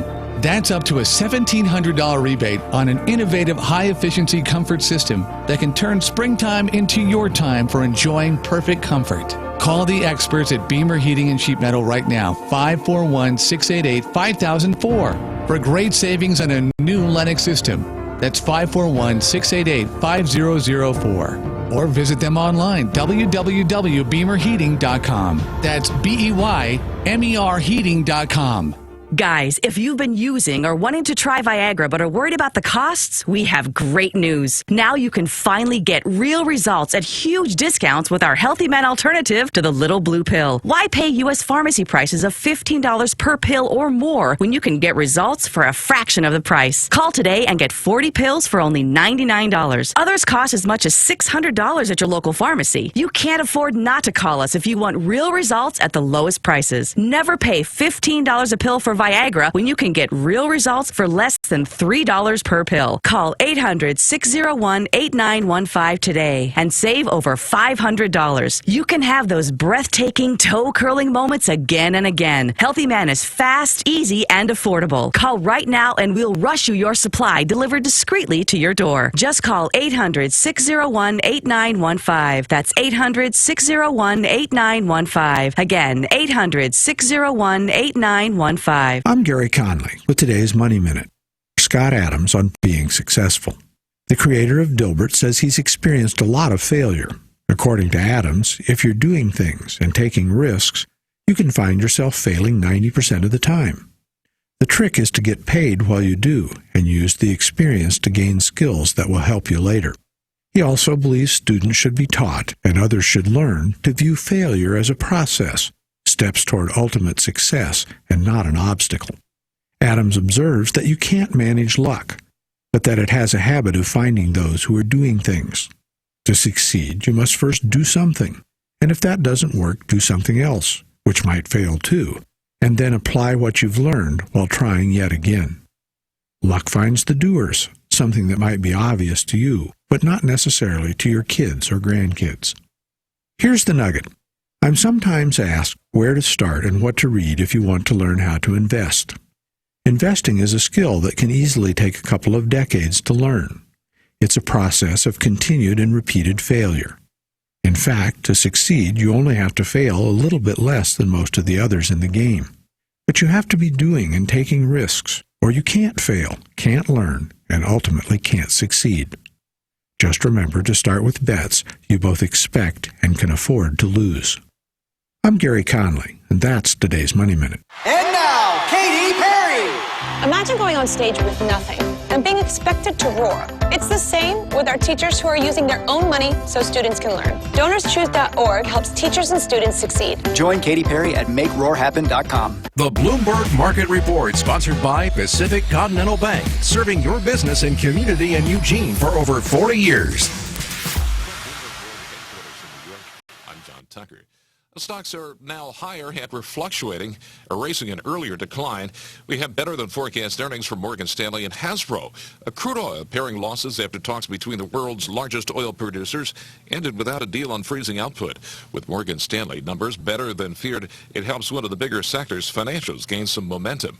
The S&P 500 had rebounded nearly 14% since its February low, helped by a rise in oil prices and optimism that central bank policies will remain supportive of growth. The benchmark is trading near its highest level since December after raising 2016 losses of as much as 11%. Fed Bank of New York President William Dudley today reiterated recent comments from Chair Janet Yellen, saying policy adjustments by the Fed will likely be gradual and cautious as we continue to face significant uncertainties and the headwinds to growth from the financial crisis that have not fully abated. We have Dow Jones Industrial Average up 57 points. That's Bloomberg. Fox News, fair and balanced. We report, you decide. On News Radio 1120 KPNW Eugene Springfield. Fox News Radio, I'm Dave Anthony. More American boots will be on Iraqi ground in the fight against Islamic State terrorists. Fox's Jessica Gallagher live in our Middle East Bureau. Dave, 217 more U.S. troops and a number of Apache helicopters are going to Iraq. The move is meant to assist Baghdad in its attempt to fight ISIS. Defense Secretary Ash Carter, who was in the capital on an unannounced visit, says the troops will most likely be used to advise Iraqi forces closer to the front lines. The announcement comes as Iraqi forces try to retake the country's second-largest city of Mosul from the insurgents, Dave. Jessica, the Supreme Court's hearing a big case this morning as President Obama tries to unblock controversial executive orders on illegal immigrants. Fox's John Decker live at the White House. The 8 justices on the Supreme Court are in the midst of hearing 90 minutes of oral arguments. The case U.S. v. Texas will determine the constitutionality of executive actions the president took in November 2014 that would allow about 4 million illegal immigrants to remain in the country and apply for work permits if they've been here at least 5 years and haven't committed any crimes. Opponents say the president lacks the legal authority to take such sweeping executive actions. Supporters say he does. Dave? John, thousands of runners are on the Boston Marathon course right now, and 3 years after the deadly bombings, Police Commissioner William Evans says, "We have no intelligence, any threat here today, but, we got a great security plan." 2 people who lost legs in the terror attack are participating in today's race. A day before New Yorkers vote in the next primary, Democrat Bernie Sanders is backing a bill President Obama opposes that would let Americans sue Saudi Arabia over the 9/11 terror attacks. Sanders tells NBC, "I think it's important to have a full investigation and an understanding of the possible role of the Saudi government in 9/11. Sanders trails Hillary Clinton in the New York polls. Donald Trump has a huge lead among Republicans. Fox News Radio, fair and balanced. This tip of the week brought to you by Neurospine Institute. Most of us will experience some form of lower back pain in our lifetime. In fact, outside of the common cold, it's the most prevalent reason for missing work in the United States. Injuries and improper lifting can frequently cause lower back pain. But did you know that illness and infection can also cause moderate to severe discomfort? Many of the conditions can be diagnosed and treated with a visit to an orthopedic physician or pain management specialist. It's important to identify the cause of back pain before effectively treating the problem. Are you living with chronic pain? The specialists at Neurospine Institute can diagnose the problem and develop a personalized treatment plan to address your symptoms. Their comprehensive services include clinical and surgical procedures, sports medicine, physical therapy, medical imaging, and pain management. Neurospine Institute's medical professionals will work closely with your primary care or referring physician to ensure that you receive the best care and treatment. They serve all of Western Oregon with 2 locations, the main campus in Eugene and their Roseburg clinic. Visit neurospinellc.com today and get your life back. The search continues in Ecuador.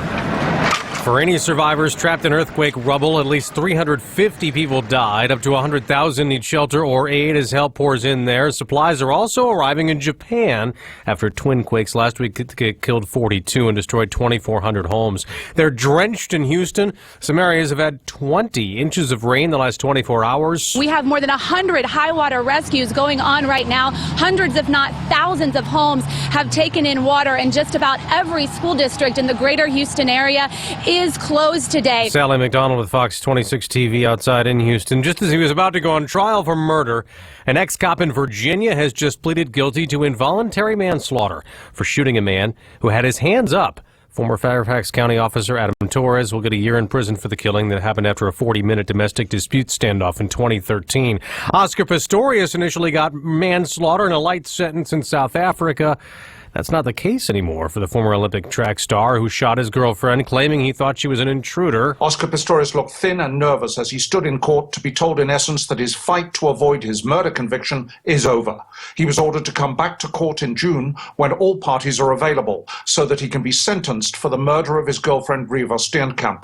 Law dictates that he must get a minimum total sentence of 15 years. In Johannesburg, Paul Tilsley, Fox News. Word of the wide for PCWise for PC users. Don't use Apple's QuickTime video player. There's a warning from the Department of Homeland Security and security firm Microtrend. 2 new bugs have been found in the software. It's believed they could be used to launch attacks on PCs. Trend Micro says Apple is no longer issuing security updates for QuickTime for Windows. Apple posted instructions for uninstalling QuickTime for Windows on its website. That's Ginny Cosola. I'm Dave Anthony, Fox News Radio.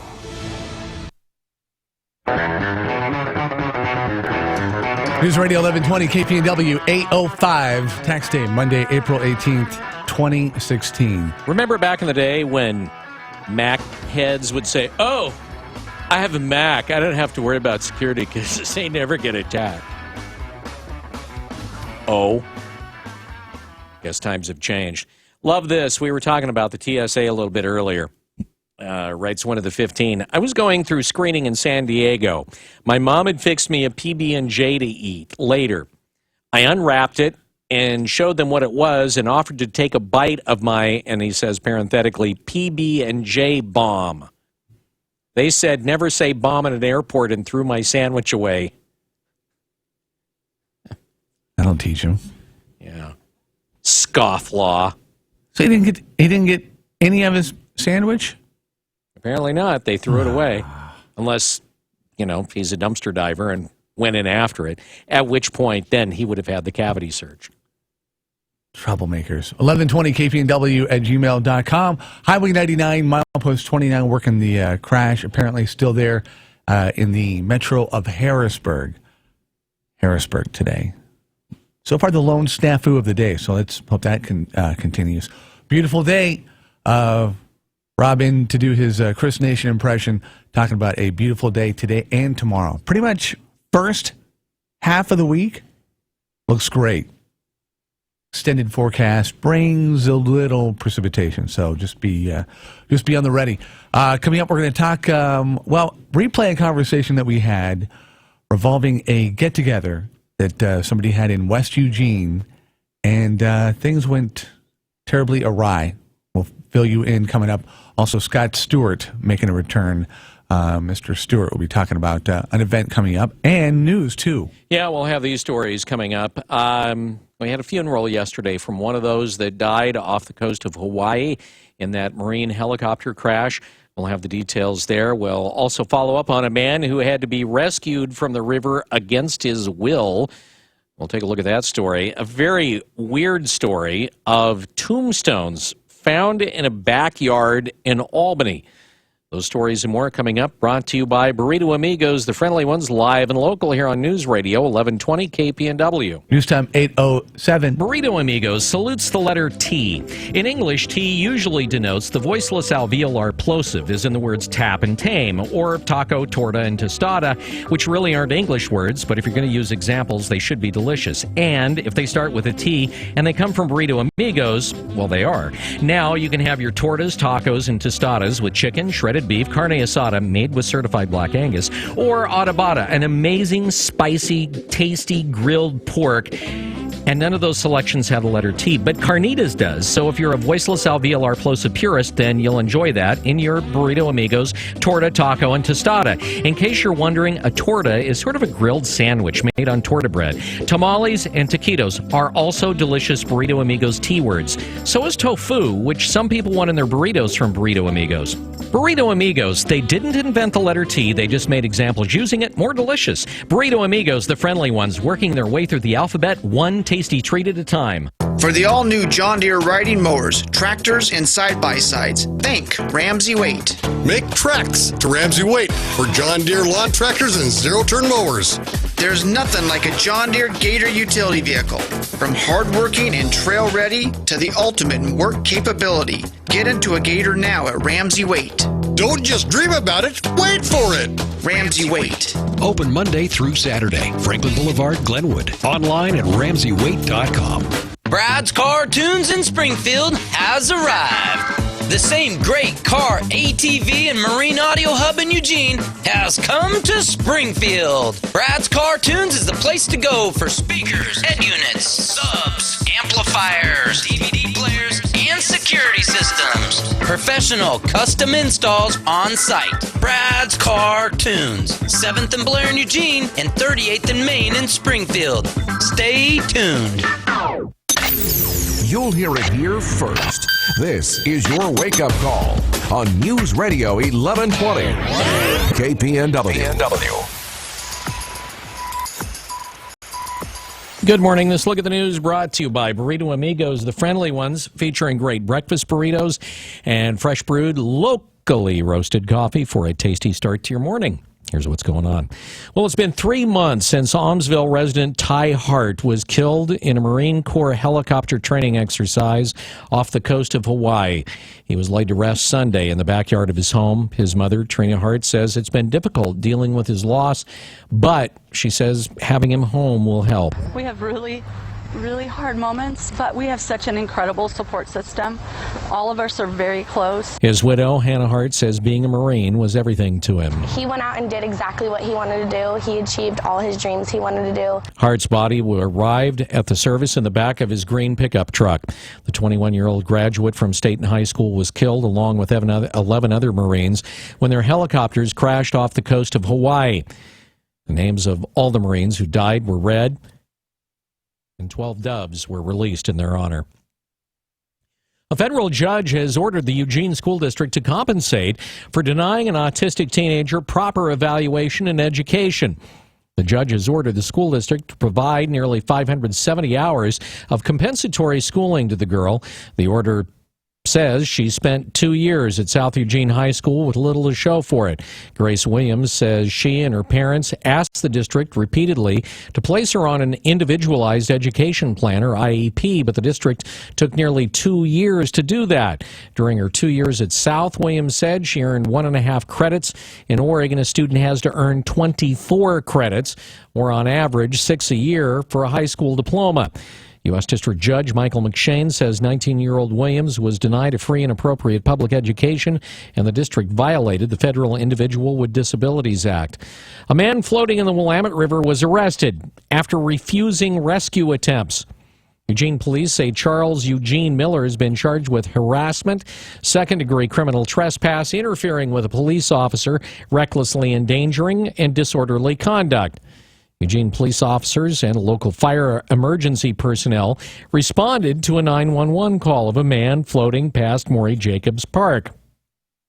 The caller, who was on his jet ski, was trying to rescue Miller, but the very large man struggled, purposely breaking free of the caller's grasp. Emergency responders tried repeatedly to rescue him until Eugene police officers grabbed him in the middle of the river and pinned him to a rescue boat. Authorities say Miller was becoming hypothermic in the cold river. He was taken to a hospital for evaluation before he was transported to the Lane County Jail. Marist Catholic High School is providing an opportunity for students to learn valuable lessons in science and service for those in the community that depends on wells. Once again, they're doing free water testing. Bacteria, nitrate, arsenic, and then we also do pH and conductivity. Program coordinator Sue Yellowtail says this month's testing event is scheduled for April 21st between 8:30 a.m. and 10:30 a.m. at Marist High School. Students will have a station set up in front of the main gym to receive water samples and perform tests. Authorities are investigating after a resident who recently moved into a rental home in Albany found 5 tombstones in a side yard that police believe were stolen. Police say they've determined that 4 of the tombstones discovered on Saturday came from cemeteries in Albany, Turner, Silverton, and Eugene. Police officers are still investigating the origin of the 5th tombstone of a Michael Blagg, who died in 1988. Police say one of the grave markers is for a boy who died in 1959. It appears that none of the tombstones are related in any way. The case remains under investigation. A massive 7.8 earthquake slammed Ecuador over the weekend. It killed 270 people and injured at least 2,500. According to GEO Study Abroad, a program that sends students around the world to study, a U of O student was in the country at the time in Quito, about 174 miles northeast of the epicenter of the earthquake. GEO says that student is safe, but declined to name that student. The Oregon State University Advantage Accelerator team has brought on a pair of seasoned entrepreneurs to expand their current programs.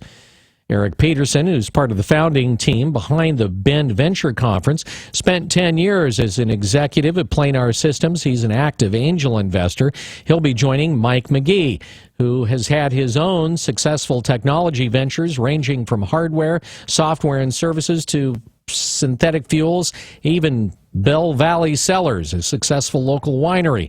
They're going to be teaming up. One, they both have a significant business background that they can bring their entrepreneurial expertise to our companies that are working through our programs as well as our graduates. And they can also do a deep dive in a particular company and act as an interim, basically C-level executive.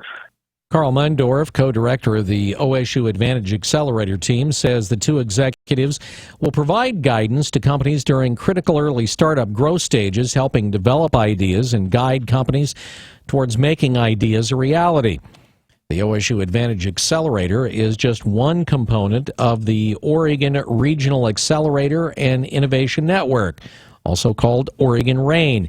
It includes the U of O, the cities of Eugene, Springfield, Corvallis, and Albany, and other economic development organizations.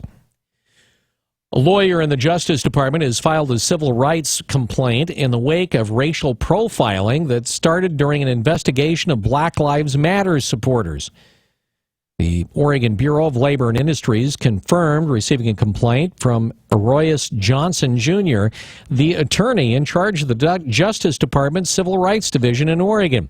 Johnson also filed a tort claim April 2nd that reserves the right to sue the state for damages and lost earning potential. Attorney General Ellen Rosenblum released findings a few days ago from an outside attorney hired in November to review allegations that Johnson, who's an African American, had been profiled by his own co-workers.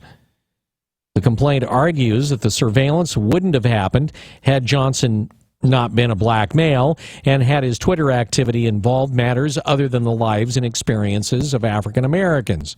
Rosenblum has refused to respond publicly. Farmers over seeking to overturn the ban against genetically modified crops in Josephine County are under fire in court. A court hearing over the validity of the county's prohibition largely centered on whether the plaintiffs even have a right to challenge it. The fundamental dispute in the lawsuit is whether state law overrules the county's prohibition against genetically modified organisms, or GMOs. Oregon lawmakers preempted most local GMO regulations 3 years ago, but Josephine County voters approved a ballot initiative banning those crops the following year. Landowners Robert and Shelley Ann White filed a lawsuit challenging the GMO ordinance shortly before it went into effect in September of last year. While the county government decided not to defend the ordinance, proponents of the ballot initiative, Oregonians for Safe Farms and Families and Siskiyou Seeds, voluntarily intervened as defendants in the case. Well, today is your deadline to file tax returns. Brad Ford says an Oregon senator is working to keep your ability to claim deductions to charities. A battle is underway in Congress to take away the tax deduction for charitable contributions. There are some folks on the liberal side and there are some folks on the conservative side who are going after it. Oregon Senator Ron Wyden says most people don't give to charity specifically for the tax write-off, but it does affect the amount they give and how often. I call the charitable deduction a lifeline and not a loophole. Senator Wyden says charities in Oregon and across the country would face dramatic losses if the deduction is removed. Wyden is working to develop a bipartisan coalition of lawmakers to fight those who want to end the deduction. I'm Brad Ford, KPNW News. The U.S. Coast Guard has suspended the search for a swimmer who disappeared near the Siuslaw River Friday night. Several Coast Guard boat and air crews searched for more than 12 hours over the 100-square-mile area. Friends say they lost sight of the 20-year-old man when he was swimming at a beach party near the Siuslaw River entrance. Local 911 dispatchers relayed a call to the Coast Guard around 8 p.m. Friday. His friends said the young man was under the influence of marijuana and alcohol when he swam 40 yards from shore and didn't return. The man reportedly removed his clothes before he went into the water. The temperature at the time in the water was reported to be 54 degrees. Well, last week, the Eugene Police Department put out an APB on a wanted suspect. That suspect was 7 inches tall and weighed all of about 3 pounds and answered to the name Olive. It was a Chihuahua, and it disappeared after the Eugene police arrested the dog's owner early Wednesday. The pup is now safe. It's in the hands of the First Avenue shelter. Olive slipped out of her collar while a Eugene Police Department officer tried to remove her from a private vehicle to a police car on Martin Luther King Jr. Boulevard around 2 a.m. Wednesday morning, while the occupants of the car were being arrested. Fortunately for Olive's owner, Cassandra Okonski, No-Kill Lane County's Debbie McNamara had already been out looking for the lost pup. She caught up with the Chihuahua later on that day and put herself in harm's way trying to catch it. Down 105 on her way to go to a conference in Portland, and she saw this little dog running down the freeway. So she pulled over and spent an hour catching her. Tamara Barnes of No-Kill Lane County says that No-Kill Lane County turned the animal over to the First Avenue shelter. Olive is going to be spayed before being reunited with her owners later this week. Cassandra Okonski, on the other hand, was brought up on charges of unauthorized use of a vehicle, possession of a stolen vehicle, and possession of burglary tools. Question here is, when is she exactly going to be released? No one knows. It's 8:20. This look at the news brought to you by Burrito Amigos, the friendly ones. You're up to date from KPNW. Wake Up Call Sports on News Radio 1120 KPNW. Portland Trailblazers had their moments, but the LA Clippers just too much firepower and take game one of their playoff series. Chris Paul scored 28, dished out 11 assists. Blake Griffin added another 19 points, 12 rebounds for the Blazers. Damian Lillard, he had 21, but CJ McCollum held to only 9. Clippers shot 54% and allowed the Blazers to only 5 second-chance points. Your final, LA runs away with it 115-95, setting the table for Game 2 Wednesday, also at the Staples Center. Elsewhere, Kevin Love, Kyrie, and LeBron James, the Cleveland Cavaliers, hold off the Detroit Pistons to take Game 1, 106-101. Back to the blowout scores, LaMarcus and the San Antonio Spurs put the chomp down on the Memphis Grizzlies, 106-74. Worst loss in postseason for the Grizzlies. Another blowout. The Miami Heat whipped up on the Charlotte Hornets by 32. 123-91. Luol Deng with 31 for the Miami Heat. Brooklyn Nets have a new coach in Atlanta Hawks assistant Kenny Atkinson. Soccer, Portland Thorns recently traded Alex Morgan for Lindsey Horan. Horan scored the game-winning goal in her debut, oddly enough, against the Orlando Pride and Alex Morgan, winning 2-1. Timbers also won 3-1 over the San Jose Earthquakes. Oregon baseball team on a 5-game win streak. They swept USC over the weekend. They play the Beavers in non-conference at PK tonight. Wake Up Call Sports brought to you by Max Muscle, your authority in sports nutrition since 1991. Franklin, across from Market of Choice in Eugene. News time, 8:22. KPNW weather brought to you by Ramjack West. Do you have foundation problems? Ramjack can fix that. Get your free quote at ramjackwest.com. Great way to start the week. Your Monday calling for plenty of sunshine today, high of about 83, clear and 52 overnight, with another beautiful day in store tomorrow, high in the mid-80s.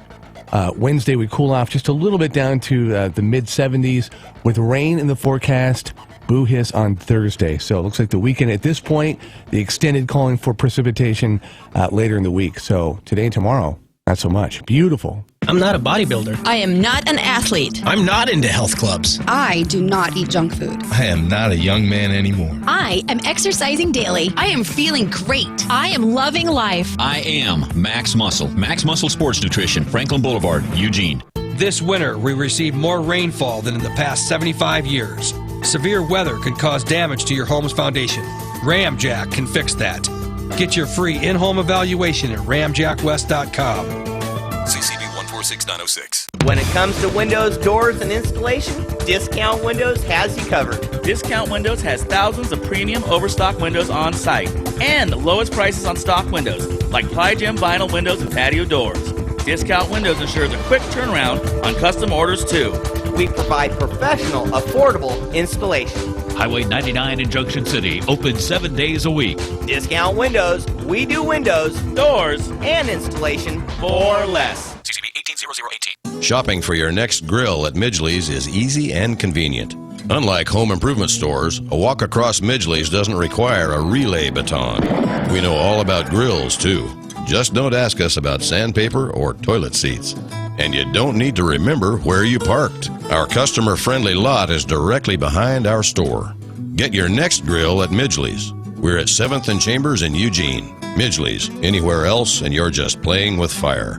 CCB 161946. If you're thinking about a new RV or an RV upgrade, don't make a decision without seeing what the RV Corral can do for you. At the RV Corral, serving you is at the top of their list. It all starts with their newly expanding award-winning service and parts department. Are you looking to sell or consign your RV? The RV Corral will buy your RV for cash or free consignment. High trade-in allowance too. With local owners for 28 years and all local employees, the RV Corral will be there to help you make your RV dreams come true. Easy to find on Highway 99, 1 mile south of Belline. Buy anywhere else, you'll pay too much. Hey guys, let's play some video games. This new dad plays video games with his sons, but the challenge feels like he's lifting a metric ton. So many buttons. His avatar just stares at the walls, twists and turns and somehow falls. Help me! He's tangled up in the controller's cords. I just don't understand this crazy digital world. Crazy, crazy digital world. Zeros and ones. But the love from his kids is totally apparent. Ooh. See, you don't have to be perfect to be the perfect parent. Should have just played catch. You don't have to be perfect to be a perfect parent. Thousands of siblings in foster care will take you just as you are. For more information on how you can adopt, visit adoptuskids.org. A public service announcement from the U.S. Department of Health and Human Services, Adopt U.S. Kids, and the Ad Council. You know, the experts say, 8 hours of sleep, you gotta get 8 hours or close to it. You know, I think if you kind of have a lumpy, outdated mattress, if your mattress is, 100 years old, I might argue with that, because you want to make sure that what you get is good sleep. You might need another 8 hours to get better rest from the 8 hours you should have got on a better bed, and you would get on a better bed. They got better beds at Sleep Train. And the interest-free for 3 event going on right now, where we're talking about 3 years interest-free financing, no money down, on top brands like Tempur-Pedic, Beauty Rest Black Hybrid, or if you go movable, on approved credit with up to 36 equal monthly payments required. It can happen, and the place you can go to make it happen, Sleep Train. Yep, so head on in. Albany, Corvallis, Eugene, and Springfield. And when you get there, walk up to the nice person and say, you know, I was sent here by the wake-up call. Do you have free gum? I need to find a happy story right now. Holloway in London. You are a sad, strange little man, and you have my pity. Wayne County's wake-up call on News Radio 1120, KPNW. 8:27. Glorious sunshine out there, and nice start to the week. It is pretty out there, man. If we had a patio studio, we'd be broadcasting from it right now. Oh yeah, absolutely. See what you can do about that one too. I've been working on that for a while, and I just can't seem to get it past budget. The Tiki Studio. Mm-hmm. How great would that be? That would be awesome. Yeah. We can go up on the roof, although broadcasting from up there, I don't know how well that would work out. What we have to do, like haul the microphone cords through the window? Well, yeah, if you could open the window. We could cut small holes in the windows. They would appreciate that. They'd like that. Well, there would be no problem doing that. We don't tell them. Fine. Sure. Get up there, a little tiki bar studio. It'd be awesome. That would be an awesome idea. What happened and took place at a local a get-together. And it's funny because I've been thinking about kind of trying to spearhead something in my neighborhood similar to this. Hearing this conversation last week, though, make you reconsider that? Not reconsider, but just make me think of some other things that I might not otherwise have thought of. You want to? It pretty much sets it up in the. Yeah, it pretty much does. We had a listener email us about a neighborhood party that went horribly wrong, and here they are. You would call it a party that's gone wrong. Joining us on the wake-up call this morning, I know, Patty, you're there. Is John there as well? I am. Okay. Hi, John. Thanks for joining us on the wake-up call. So, you guys had a local party that went completely wrong. Initially, why did you even have this kind of neighborhood get-together? Well, we hosted a late afternoon block party for our home to discuss, or from our home to discuss a neighborhood project and provide a way for several new families to meet each other and their neighbors. Was really what the premise was. Okay, and so it was potluck, right? Yep. And so everybody was bringing different dishes, the usual stuff. Right. And you had some neighbors that showed up with what? Some lovely pastries or confections, correct? They showed up with some THC laced sodas and cookies, and didn't tell us.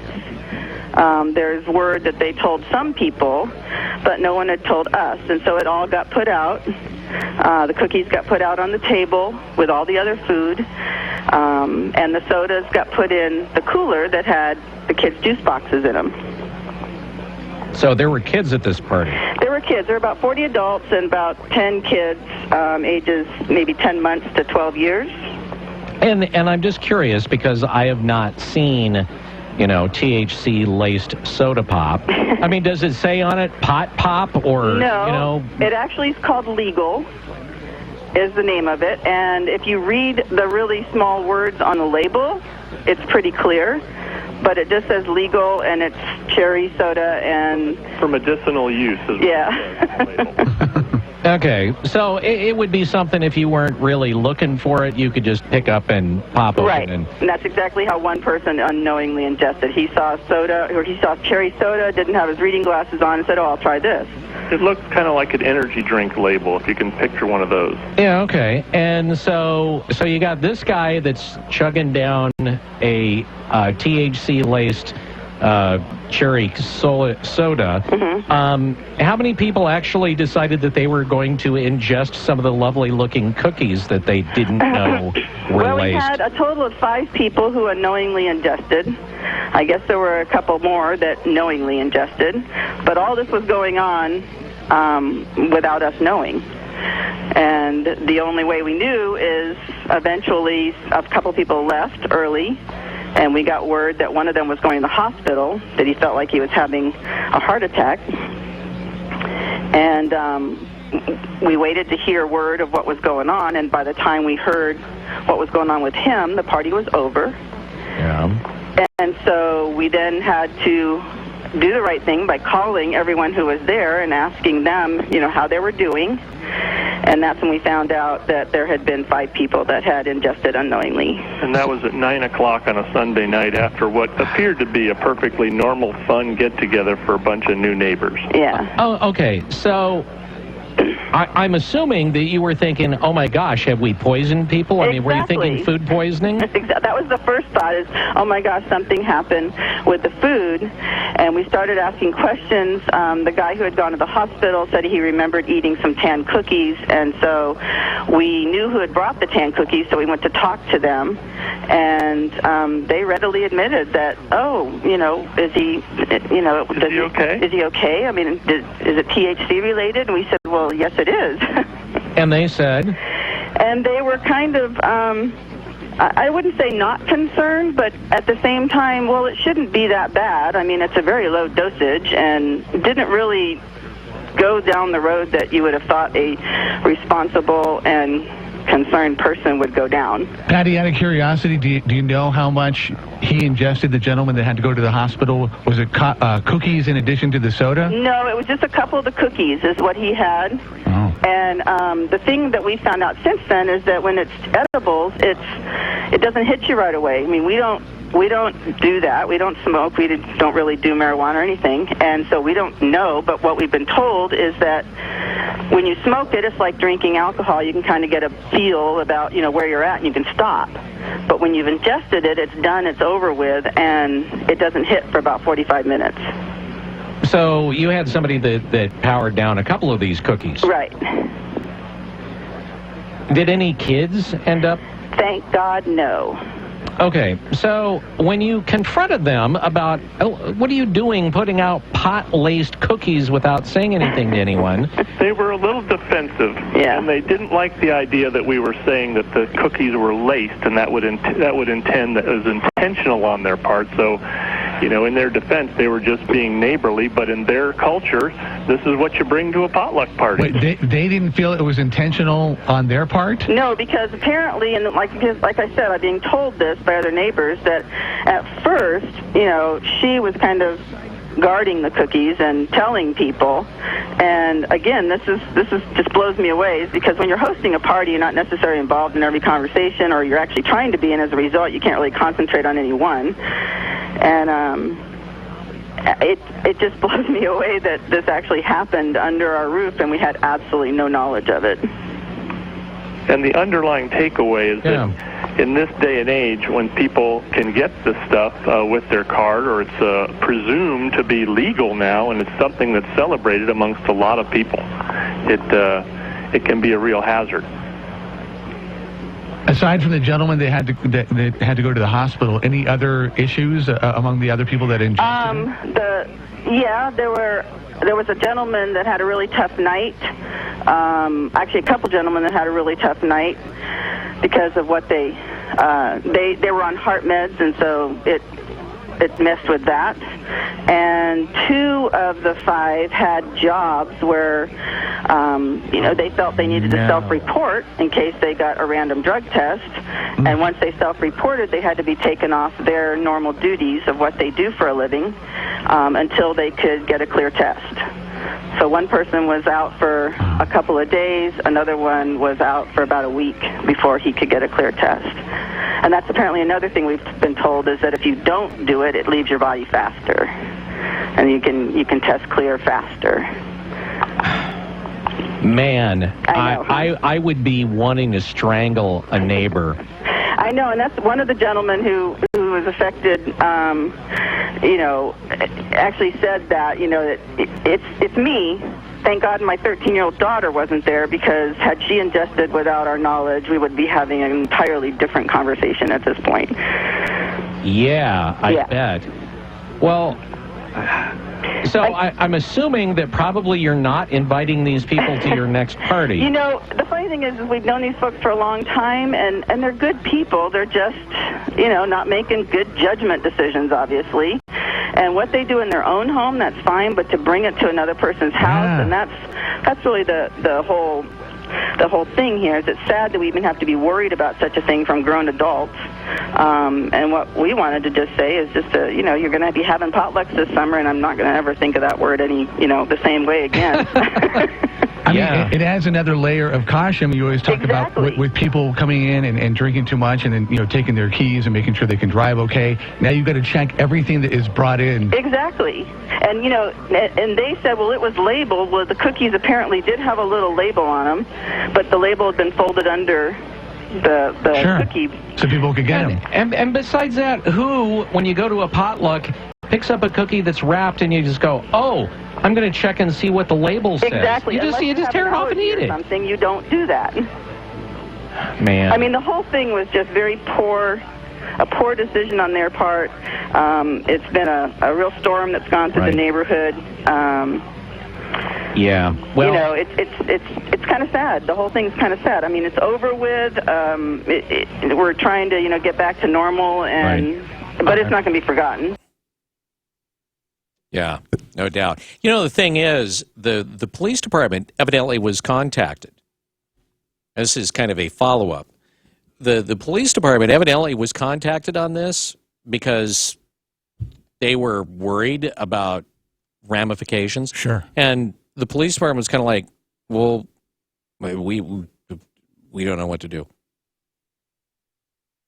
They didn't even, you would think, that there would be, now, I don't know, I guess I'd have to go take a look at Oregon revised statute. You would think that somewhere there was some sort of law that was broken, and not that I'm advocating that these people get thrown in jail, but you would think that somewhere, I would imagine that most definitely there could be civil actions brought against these people, particularly when you consider, like, for instance, a pilot, okay, that has a federal license. So a pilot, my brother, who does security overseas, one of the things, if you're doing that, one of the things you're precluded from doing is partaking in any kind of drugs. Well, the question would be, what would happen in a case like that? That's something where you could lose your livelihood for it. And another thing to keep in mind, this would go into an employee record. Even though it was, I ingested it accidentally at a party. Do you really think that a lot of people are going to believe that? Right. You ingested it at a party, and it was an accident. Yeah, okay. Sure.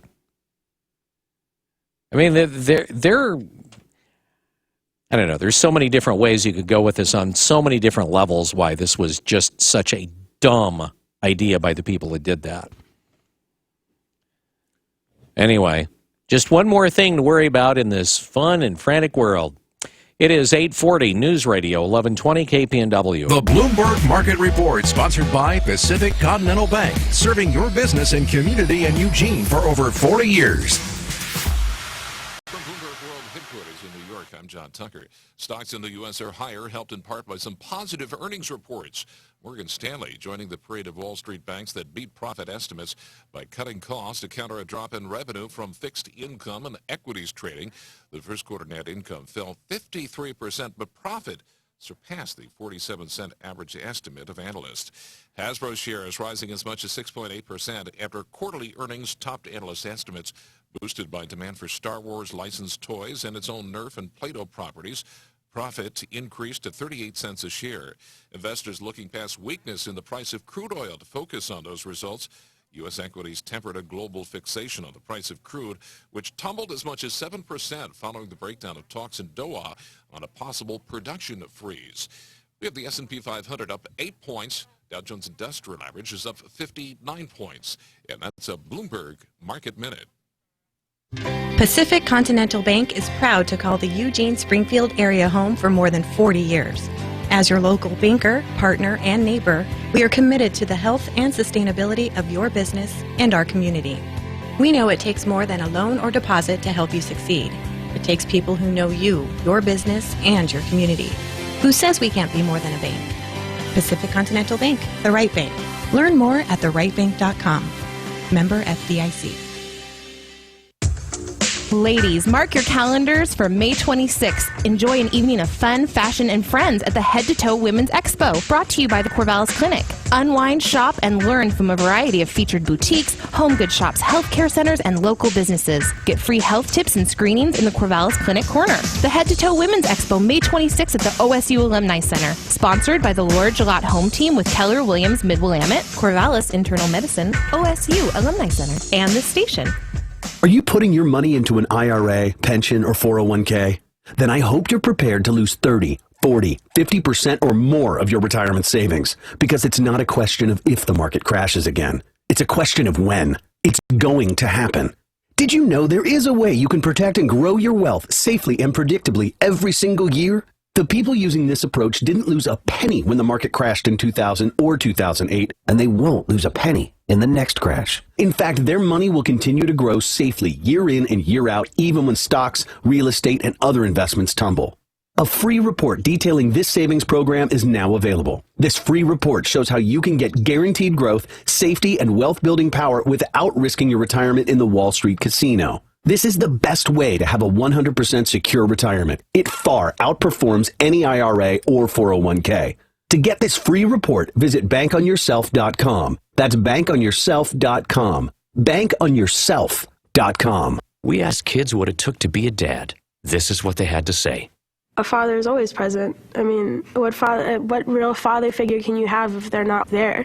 In order to be a good dad, you need to love your son. You need to put gas in your car so you don't break down in the middle of nowhere. And you need to make them breakfast. Yep. I mean, just to maybe play like a board game with me, or to just stay home and play some video games with me. Just to do like that one little thing is what I really look forward to. I'm not asking him to be a perfect dad, but he should try. He's just a constant force in my life. There's no other type of love like a dad's love, because it's not comparable to anything else. Take time to be a dad today. Call 877-4DAD-411 or visit fatherhood.gov. Brought to you by the U.S. Department of Health and Human Services and the Ad Council. KPNW weather brought to you by Ramjack West. Do you have foundation problems? Ramjack can fix that. Get your free quote at ramjackwest.com. Well, if you liked yesterday, you should like today. In fact, even tomorrow. Today, lots of sunshine, high about 83 degrees. Clear overnight, down to about 52 degrees. And then we'll rip it open again for another beautiful day. Your Tuesday, sunny with a little bit of cloud cover and a high in the mid-80s. Take advantage of it while you can. The extended forecast looks like a wet weekend. The Wake Up Call with Holloway in London. The philosophy here is a very simple one. 1120 KPNW. 8:45, 15 away from 9 o'clock. Master inspirationalist Scott Stewart, who's also a visiting angel, joining us in studio. Can you, on a day, I look out the window, and yeah, it's tax day, but we had a beautiful day. Can you wow us with a little inspiration? Inspiration, yeah. Be what? You're going to put me on the spot again, and I didn't even come here to inspire. I know, but, well, he's not inspiring. Once an inspirationalist, always an inspirationalist. So, yeah. Okay, how about this? For the parents out there that are raising kids, how about this? Hold your kid responsible. Make them be accountable, because none of us want to. Yeah. I'm not inspired. Yeah, sorry, it's for parents. No, I'm a parent. It's part of my podcast. We're onto the parenting thing on my podcast. So okay. that was what was fresh in my mind. Sorry, guys. Okay. All right. Visiting Angels. Yeah. What is Visiting Angels? Visiting Angels. So we are a local in-home care agency that we cover the Eugene, Springfield, and surrounding areas. And basically, we're providing in-home assistance, personal care, personal assistance, predominantly for the elderly generation, but also, too, some people that have physical challenges that may not be elderly, right? Mental, cognitive challenges.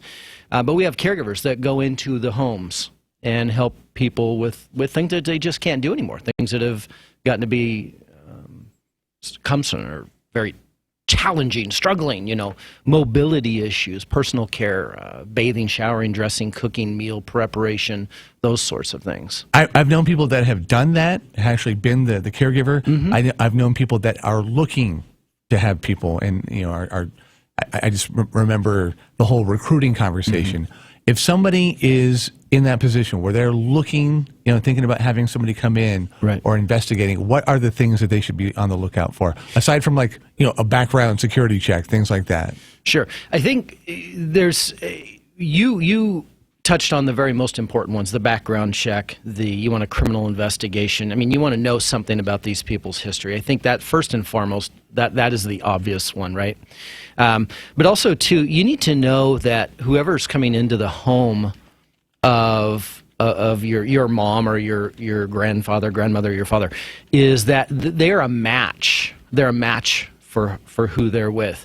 What do I mean by that? Well, in terms, sometimes we have our moms and dads they're more talkative, or maybe they're more reserved, or maybe they just like it quiet, right, in the room. They need somebody that aligns with that. I mean, the last thing you want to do is take somebody who just wants it peace and quiet, and you bring somebody in that's just constantly talking, telling jokes, asking how their day is. That's not a good fit. That's going to irritate them, agitate them, and it just causes problems. So making sure that caregiver is coming in is a fit as far as personality, as far as character, demeanor. I think that is a huge thing to make people feel comfortable in their home. What's the talent pool like? Is there a lack of people that are doing this? Is there enough? Is there too much? Oh my gosh, I wish I could tell you there's too much, but we're on the other end of the spectrum from that, Rob.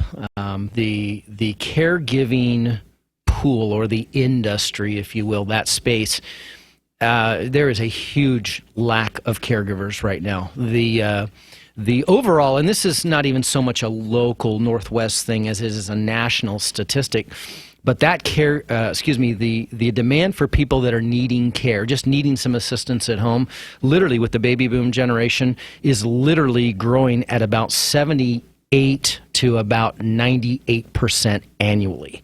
It's almost doubling. Now, understand something. The rise of Alzheimer's, rise of dementia, Parkinson's, stroke victims, right? Then they're losing some of their mobility. So this encumbers a multitude of things. The caregiving pool, people to go in and care for people, just provide personal assistance. I'm not talking about nurses. I'm not talking about CNAs, LPNs, just caregivers. That space is only increasing about 15 to 17% a year. So we've got a huge shortage of caregivers. You can open up right now, you could open up the Craigslist and go into the healthcare section, and it is filled, and I mean filled with agencies, assisted living, memory buildings, campuses that are needing CNAs, LPNs, and RNs. It's huge. The demand is substantial. Why do you can you kind of scratch your head and put the hat on there and say why that's the case? Why there's not that more people heading this direction? I have a few different answers to that, and some of it will be my own observation of being in the industry, and some of it is just facts. We have more people right now over the age of 65 than at any other time in history.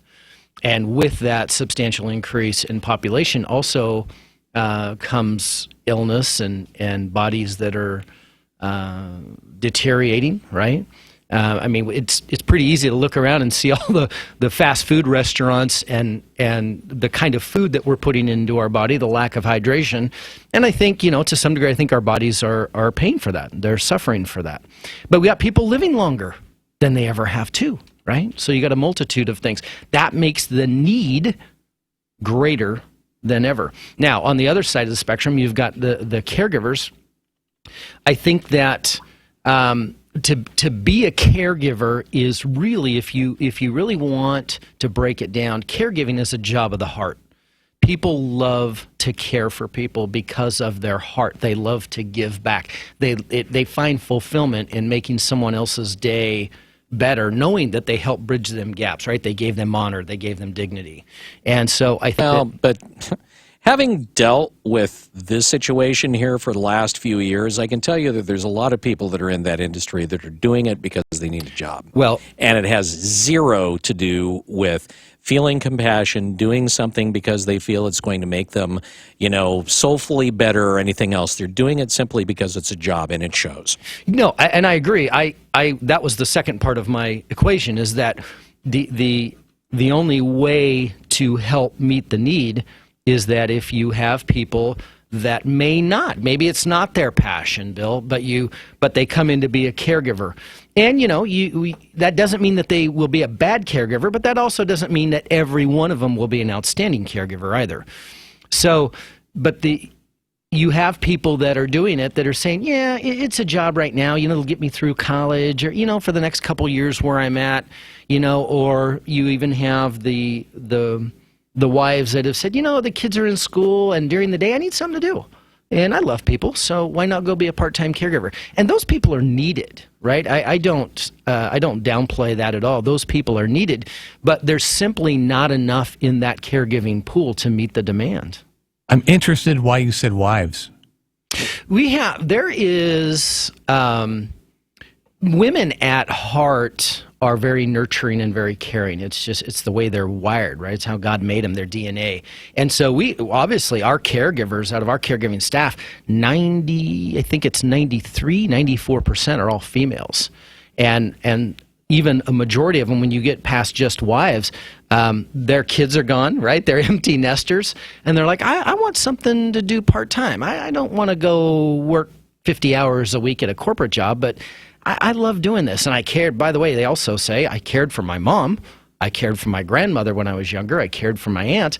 I kind of liked it. I kind of enjoyed it. We have a lot of those folks.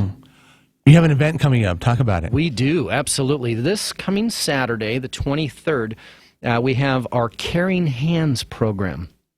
And so what this is, Rob, is we have a tremendous amount of people in our society, in our culture, in our towns here that are caring for a loved one at home, right? And they don't even have our services. They're not using Visiting Angels or another agency, but they are a caregiver to a loved one at home. That might be a parent, that might be a spouse, that might even be a child, but they're a full-time caregiver. And we understand that those folks are completely the unsung heroes. They're running under the radar. Nobody recognizes them, yet they give day in, day out, week in, week out. And we have created a course, an event for those people. It's called the Caring Hands program. And what this does, this gives 2 hours of training, education, and support for those family caregivers. Okay? So we're going to go over things of how to care for yourself so you don't get burned out. How to do a transfer, meaning on and off the couch, right? On and off the kitchen table, even the commode, right? Trying to get somebody into a car? Into a car, absolutely, Bill. And without hurting yourself. That's the other aspect, right? Yep. Because if you hurt yourself, then you're no good. You're no good at all. You can't even take care of yourself. So this is a support system to teach and train these family caregivers of how to do this and do it in a healthy manner where they don't reach burnout and they don't hurt themselves. Lastly, it's also to give them permission to say, look, you don't have to do this 24 hours a day, 7 days a week. I know you think that's noble, and it is, but understand something. Once you reach a point of burnout or frustration or anger, that's not noble anymore, and that's destructive. Okay, so it's happening when, where, how do people get a 10 a.m. on Saturday at Bethesda Lutheran Church. That's 4445 Royal Avenue in Eugene. It's from 10 a.m. to noon. You'll need to pre-register. You can do that. Call us in the office, 541-505-7444, or you can register online at eventbrite.com. All right. Eventbrite.com. Scott Stewart, thank you so much. It's time for us to go. See you tomorrow. That's another home run for Oregon. Precision counts, whether it's a big game on the line or your quality of life. I had excruciating pain in my cheek and jaw, a condition called trigeminal neuralgia. My doctor recommended Sacred Heart Gamma Knife Center. The physicians used highly focused, precise radiation beams to target the nerve. Game over for Mary's pain in just a few weeks. If you have a brain tumor or episodes of severe facial pain, ask your primary doctor or specialist about Gamma Knife. Visit peacehealth.org/Gamma Knife to learn more. Built for business. In business, time is money. In business, money is also money. No wonder nearly 1,000 businesses choose Comcast Business Internet over DSL from the phone company every single day. Not only is it up to 5 times faster, it's actually a better value when you go with the fastest plan. So take a minute out of your busy schedule and call Comcast Business. It will be well worth your time and your money. Switch to Comcast Business Internet. Then add voice and TV for just $34.90 a month. And ask about our 2-year price guarantee. Call 800-501-6000 or visit ComcastBusiness.com. Comcast Business. Built for business.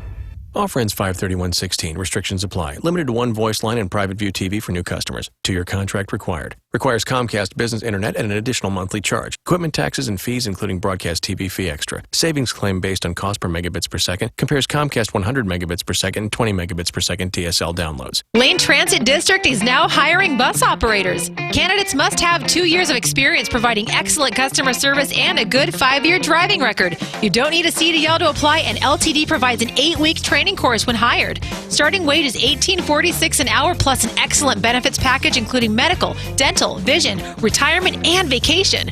Work for a union with great people at a great company in the Eugene-Springfield area. Apply online at ltd.org. That's ltd.org. How would you like to make up to $20,000 a month flipping houses with no risk? Hi, my name is Nick Vertucci, and over the last 2 years, my elite team of house flippers have flipped over 800 properties by using my 3-step flipping system that guarantees quick profits. And this year, we plan to double it. I'm growing my team in your area, and I'm looking for help. I have more cash available than deals right now, so I need you. All interested candidates, call now and take an inside peek of my flipping system. I'll rush you out a free copy of my Fortunes and Flipping CD kit that will show you how easy it is to get in, get out, and get paid immediately flipping houses if you come join my team. Call 1-800-449-3149 now to get your free flipping kit. Call 800-449-3149 and you'll also get free tickets to a training workshop. That includes a free meal, a smartphone watch, and a USB flash drive loaded with Nick's powerful information as free gifts just for attending. Call 800-449-3149. That's 800-449-3149. Call now.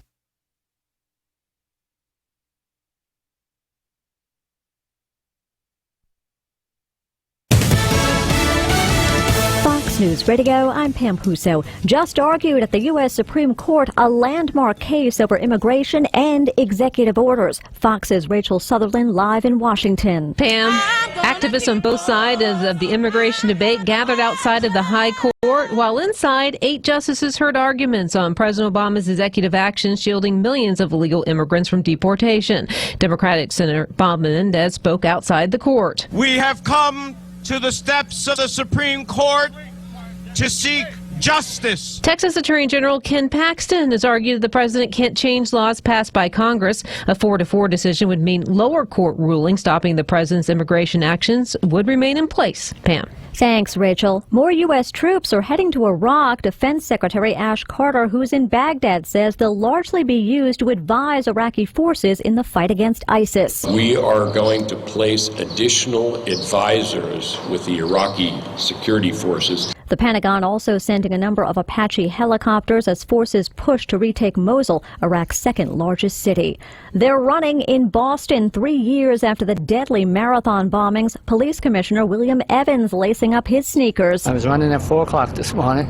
before. We had roll call here at 6, so I had to get my fix in before I came here. Security along the marathon route is tight as 2 people who lost limbs in the 2013 attacks take part in the race. Rescuers and aid from all over the world are flooding into Ecuador following Saturday's devastating earthquake. As the search for people trapped beneath the rubble continues, the country's security minister says the number of dead has risen to 350. In Japan, back-to-back earthquakes have left at least 42 people dead. After an early slump, stocks are moving higher, the Dow up 74. Fox News Radio, fair and balanced.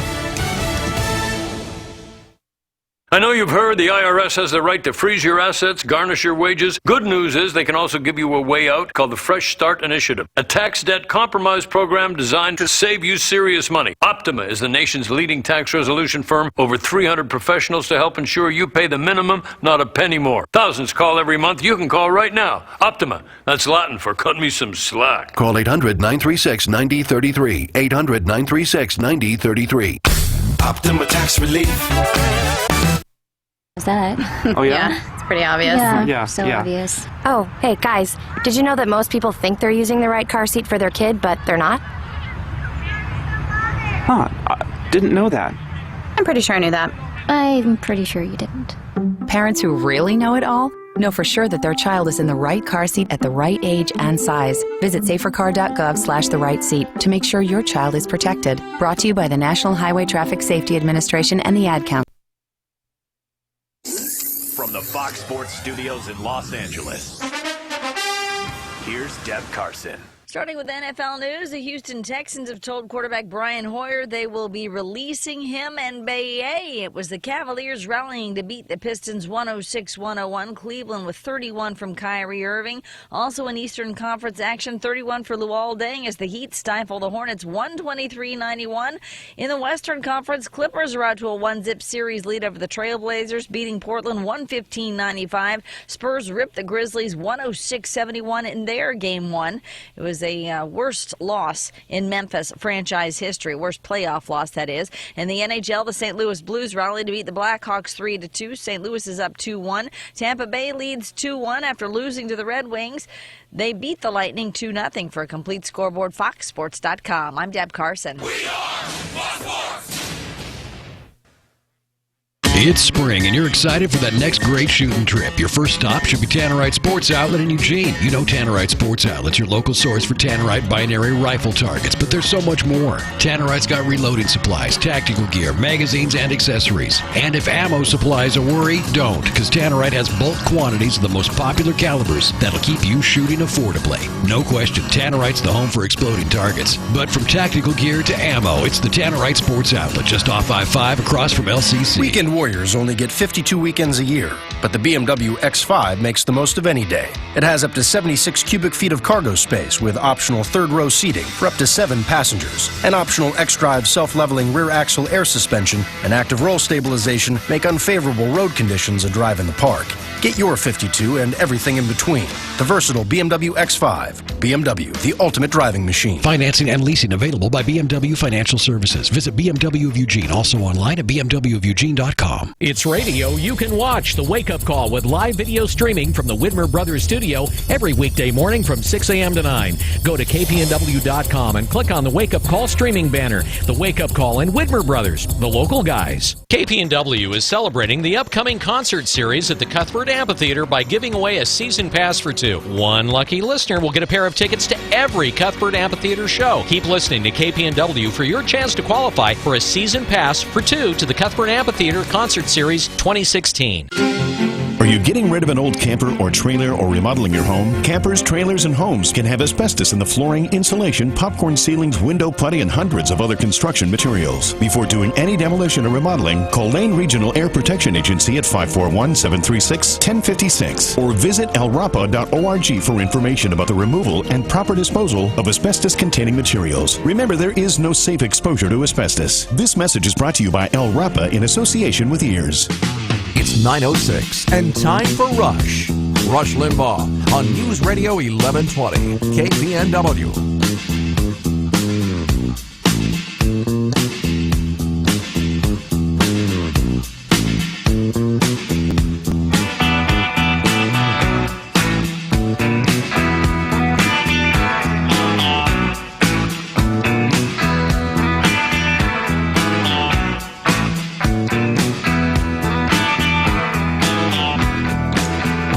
you know, this is actually starting to take off. A bunch of Democrats here, a bunch of them now starting to get mad that Bernie supporters are throwing money at Hillary. You know, like she's a call girl, like she's a pole dancer, like she's a stripper. They're throwing money at her. And all kinds of Democrats starting to get ticked off at it. Charlie Rangel's the latest. You got some people on MSNBC. I mean, who would know? You know, just ignore it. But, man, they're all ramped up about this, calling attention to it. Bernie Sanders supporters are throwing dollar bills. Maybe even Hamilton's at Hillary. Hey, folks, great to have you back here. 800-282-2882 if you want to be on the program. The email address, if you want to send an email, I checked them, is lrushbo@eibnet.com. I am told by the webmaster that we set an email record all of last week for email to lrushbo@eibnet.com. Never seen anything like it. That's after weeding out the spam. We have a terrific spam filter. Normally, folks, we get 10,000 emails. So just during the course of the program, over the 24-hour period, it's a large number, and we blew through those numbers. So something happened last week that excited people one way or the other. Just mentioning, and I'm not going to get into specifics of why or guessing what it was. So much happens here. So much is discussed here. It's impossible to be able to nail it down. I just wanted to pass it on to you.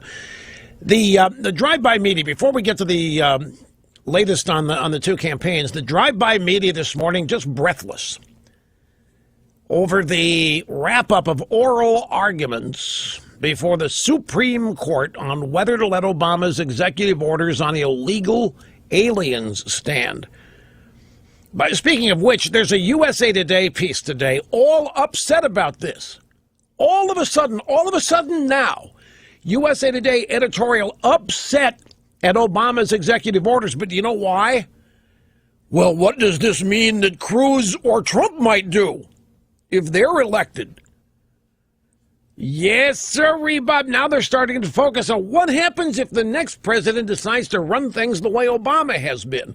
So now the drive-bys, take a look at this, are going to start going on record as opposing executive orders just to set that narrative up for the next president. They have nothing to do with stopping Obama. They'll just be expressions of concern and troubled thinking about this. But back to the Supreme Court oral arguments today. This is the real reason that Obama has gone so far as to offer a supposedly moderate liberal as his nominee to replace Justice Scalia. Obama is that desperate to win this case. You see, a tie at the Supreme Court lets the lower court ruling stand. You know, the last court to hear the case before the Supreme Court took it is always going to be an appellate court somewhere. And the lower court ruling would stop Obama's executive order in its tracks. So a tie, 4-4, which is what this case will produce if there's not a new justice, means that Obama's executive order will be stopped dead in its tracks. Now, just to refreshen everybody's memory, the case in question here is a lawsuit that the state of Texas and 25 other states brought, which challenges Obama's executive order that gives legal status and work authorizations to more than 4 million illegal aliens. And this case is even more than just a matter of Obama giving millions of illegal aliens amnesty. Because if Obama's executive order is allowed to stand, we no longer have any immigration law. In fact, we no longer have any law at all, because any president can just bypass Congress and write his own laws. If this stands, this would be huge precedent, and it wouldn't be limited just to immigration. And the drive-bys know this, and I'm telling you, that's why you're going to start seeing, it'll trickle at first. But as we get into the year, you're going to see, I predict, it starts out with USA Today. It'll spread to other drive-by organizations starting to wring their hands over Obama's executive orders.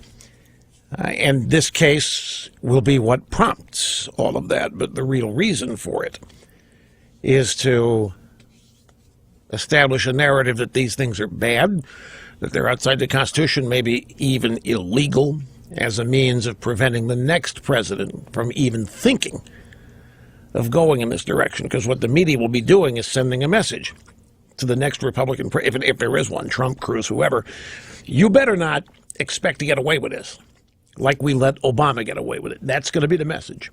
And the attempt there is going to be to dissuade them from even trying. Now, Bernie Sanders, I wasn't going to lead with this, but folks, this is just, it's too good. This almost as good as Trump's name for her, Crooked Hillary. So you got Lion Ted, we got whatever, Lazy Jeb, now we got Crooked Hillary. And the Democrats don't believe that they're not concerned about this. They are concerned about it because Crooked Hillary, brevity is the soul of wit, and the fewest number of words it takes to convey what you're thinking has the most impact, or have the most impact. Crooked Hillary says it all, and they're worried, and they're out there laughing and making fun of Trump, and Hillary won't pay any attention. But this is the kind of thing that's going to really, really bother them. But this Bernie Sanders business throwing, of course, it's other people's money. You got to keep that. When Sanders supporters are throwing dollar bills at Hillary, it's other people's money. It's not their own. Bernie's supporters don't have any money, well, except for Clooney and the Hollywood crowd. I first saw this as a story referencing